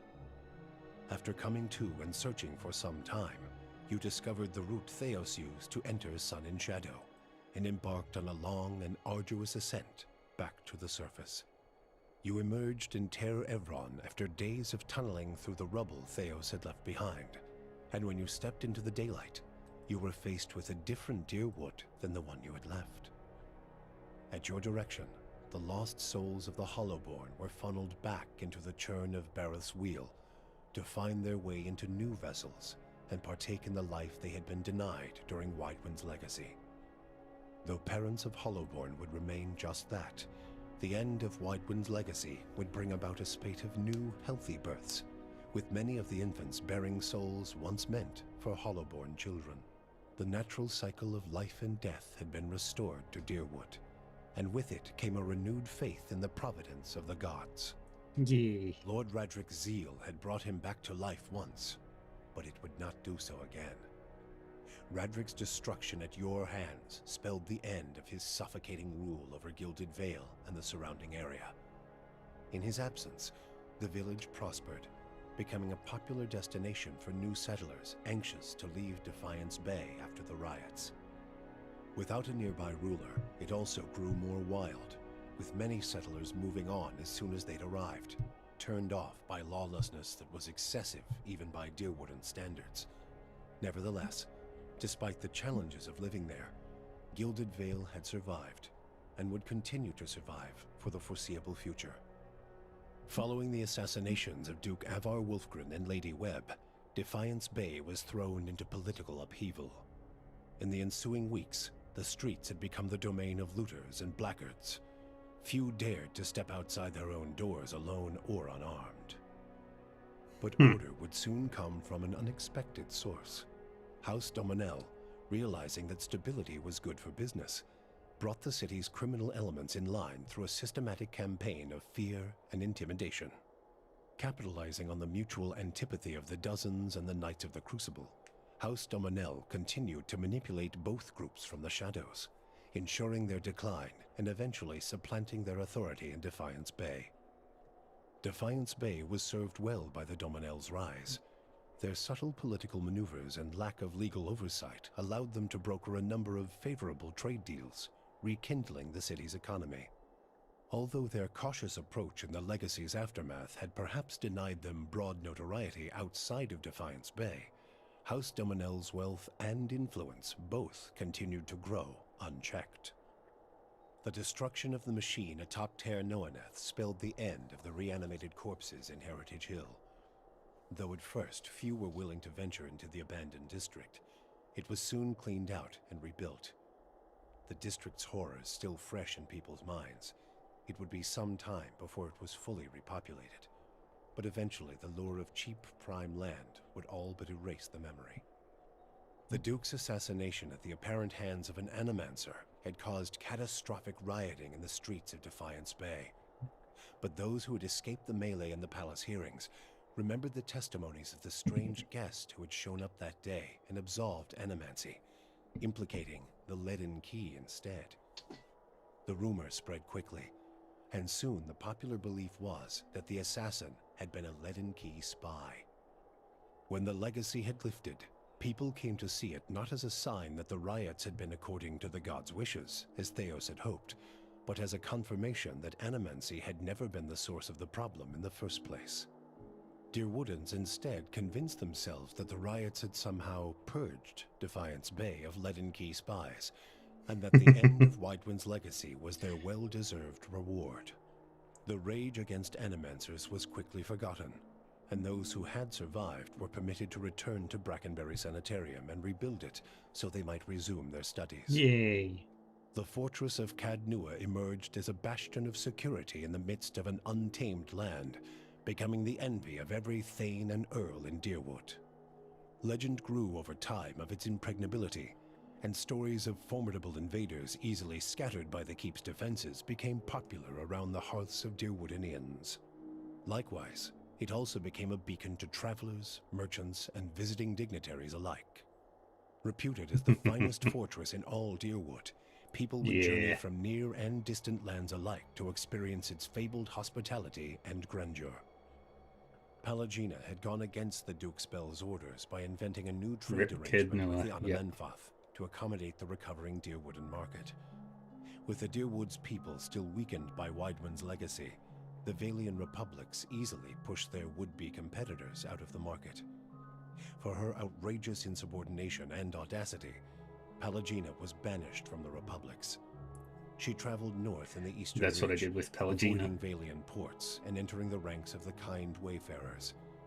Despite her bravery and dedication to those in her care, her strange appearance made her feel like an outsider wherever she went.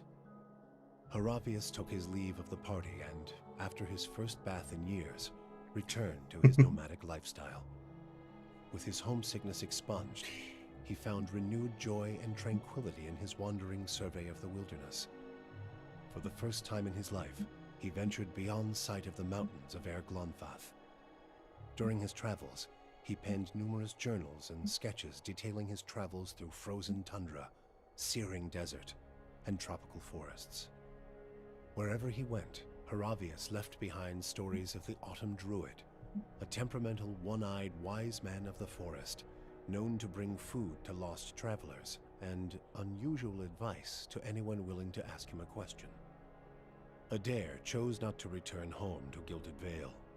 Through a number of quiet inquiries, he soon found his way into the underground organization of Aethasians known as the Night Market. Ironically, in learning that the gods had been fabricated, Adair found his faith in Aethus renewed, and that his god was neither alive nor truly a god had become irrelevant. He rose quickly through the ranks of the Night Market for his optimism and for his bold leadership, his ultimate goal to make the Deerwood a place that would welcome followers of the Shining God once again. When the dust settled in Sun and Shadow, Aloth looked upon the remains of Theos Exarchanon, his former master. He saw where the Grandmaster had gone wrong and what would be required to undo the harm Theos had wrought. With a flick of his wrist, he burned Theos's robe, headdress, and every other symbol of the man's power. Never again, he vowed, should Kith live in fear and blind obedience to an authority they did not understand. Armed with the knowledge and courage he had gained on his journeys with the Watcher, he set out on the long and lonely task of dismantling the Leaden Key. With both their aims fulfilled, Kana Rua bid the Watcher farewell and sailed back to his beloved Rawatai. There, he reported on his findings to the Lore College. Kana spoke of the Engwithan people, describing both their vile experiments and their inspiring accomplishments. He spoke too of the destruction of the tablet by the Leaden Key, and the group's efforts to erase the Engwithan legacy from the world. Both inspiration and cautionary tales, he said, could be found in the world beyond Rawatai's borders. Kana urged his people to continue to pursue knowledge abroad, so that the lessons found there might benefit Tekoa. Kana's inability to prove his theory of Engwithan influence diminished his academic standing, but his passion drew much interest from those less concerned with degrees. Kana swiftly became an influential figure in the move toward a more collaborative approach to expansion on the northern continent. In his personal life, he came to enjoy the reputation of an affable eccentric, willing to share grand and impossible secrets, along just with a made drink and a song. Kana a storyteller. With Theos defeated and the souls released from Sun and Shadow, I gave healthy Grieving children Mother the were best born possible once again outcome. in the Deerwood. The grieving mother sought a place where she might do penance for the birthing bell. She returned to Deerford, where, to the astonishment of the villagers, she delivered the first healthy child in over a decade. She remained there, and with each new birth, she saw a measure of hope restored to the Deerwood, and a measure of grace for her own troubled past. Durrance used Magrin's strength only until Theos had been cast from the world, and then swore off her influence entirely. Regret came to weigh heavily on his mind, and a man who had never previously lacked for words or opinions came to embrace silence and contemplation. He continued to wander, penniless and destitute, searching now not for the reason for his goddess's silence, but for a mechanism for revenge.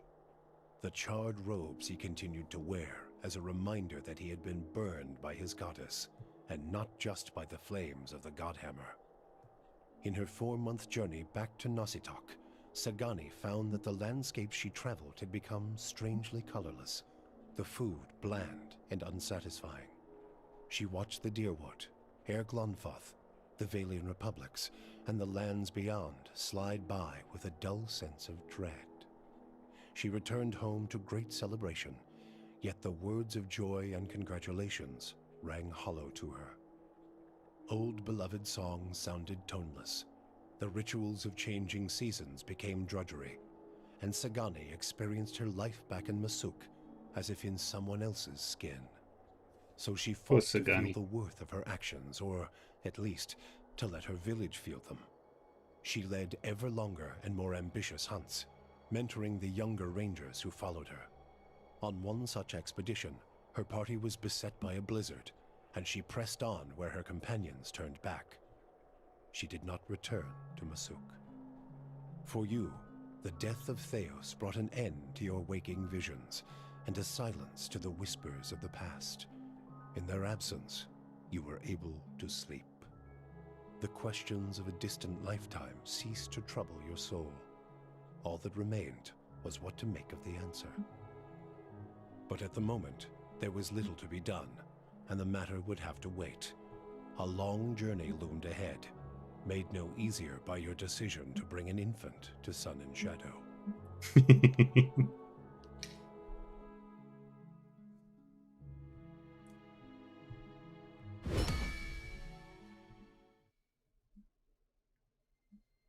There we go. We have finished Pillars of Eternity.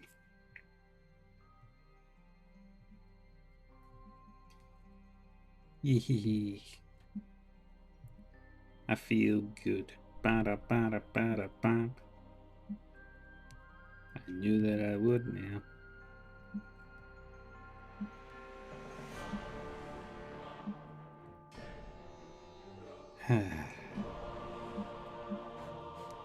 Yay.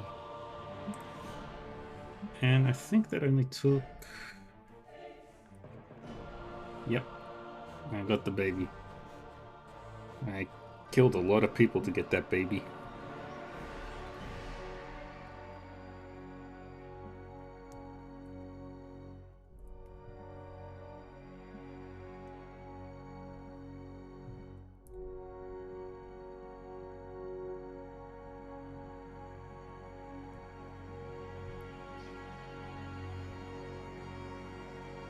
Without context, that sounds horribly wrong.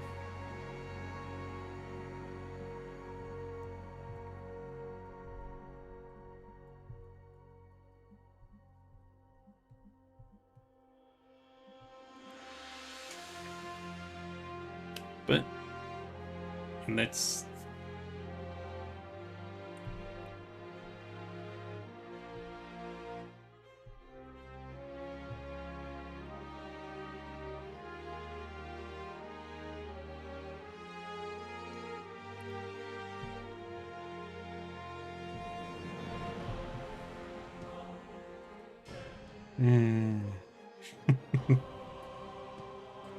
Horribly wrong.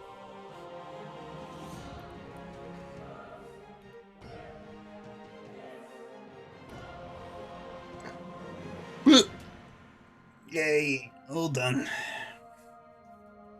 Valerie RM.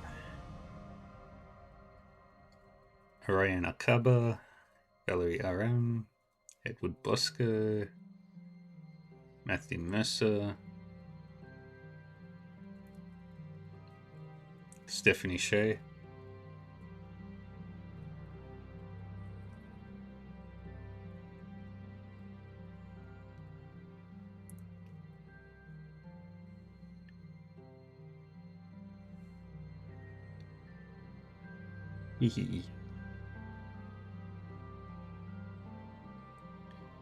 Development tabletop character slate.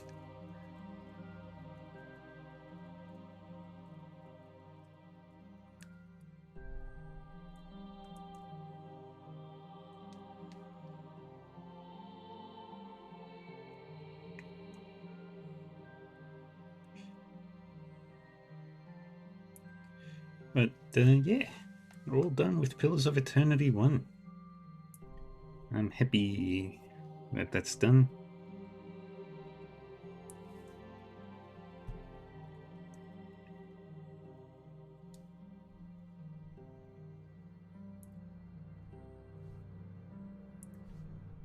Wait, did I finish anything between my time at Porsche and this?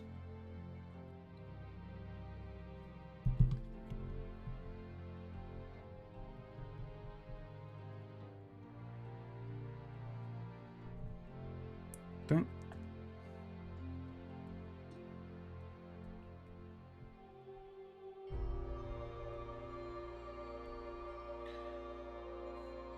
Don't remember.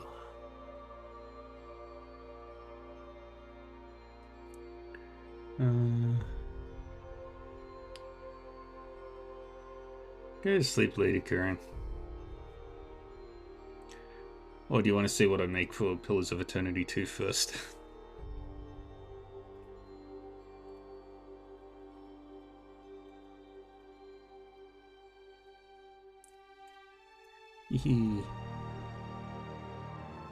And just wait for the credits to finish rolling first.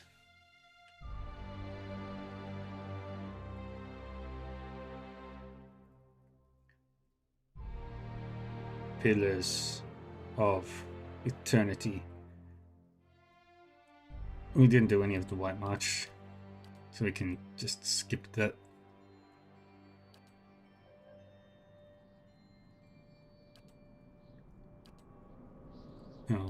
Oh, there's a lot of Kickstarter people. We're in D's, E's, F's, G's, H's, I's, J's, K's, L's, M's, N's, B. No, I'm still in M. Now we're in N. O, P, Q, R, S will be shortly now.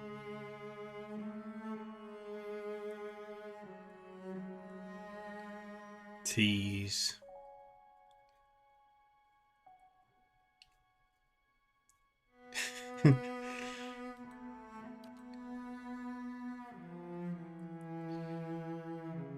No, Mercer was a Kickstarter backer.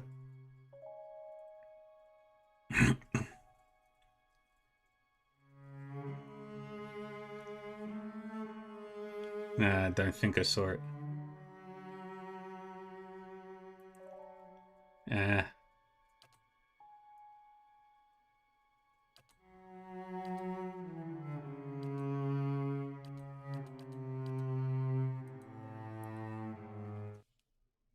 Done. Alrighty.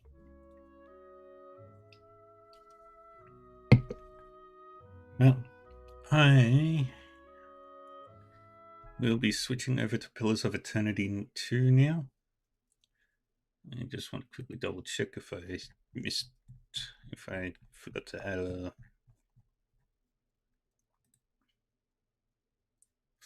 Nope, Okay. So yeah, I'll switch over to Pillars of Eternity 2 now. I'll be back in just 2 minutes, or a couple of minutes, setting everything up.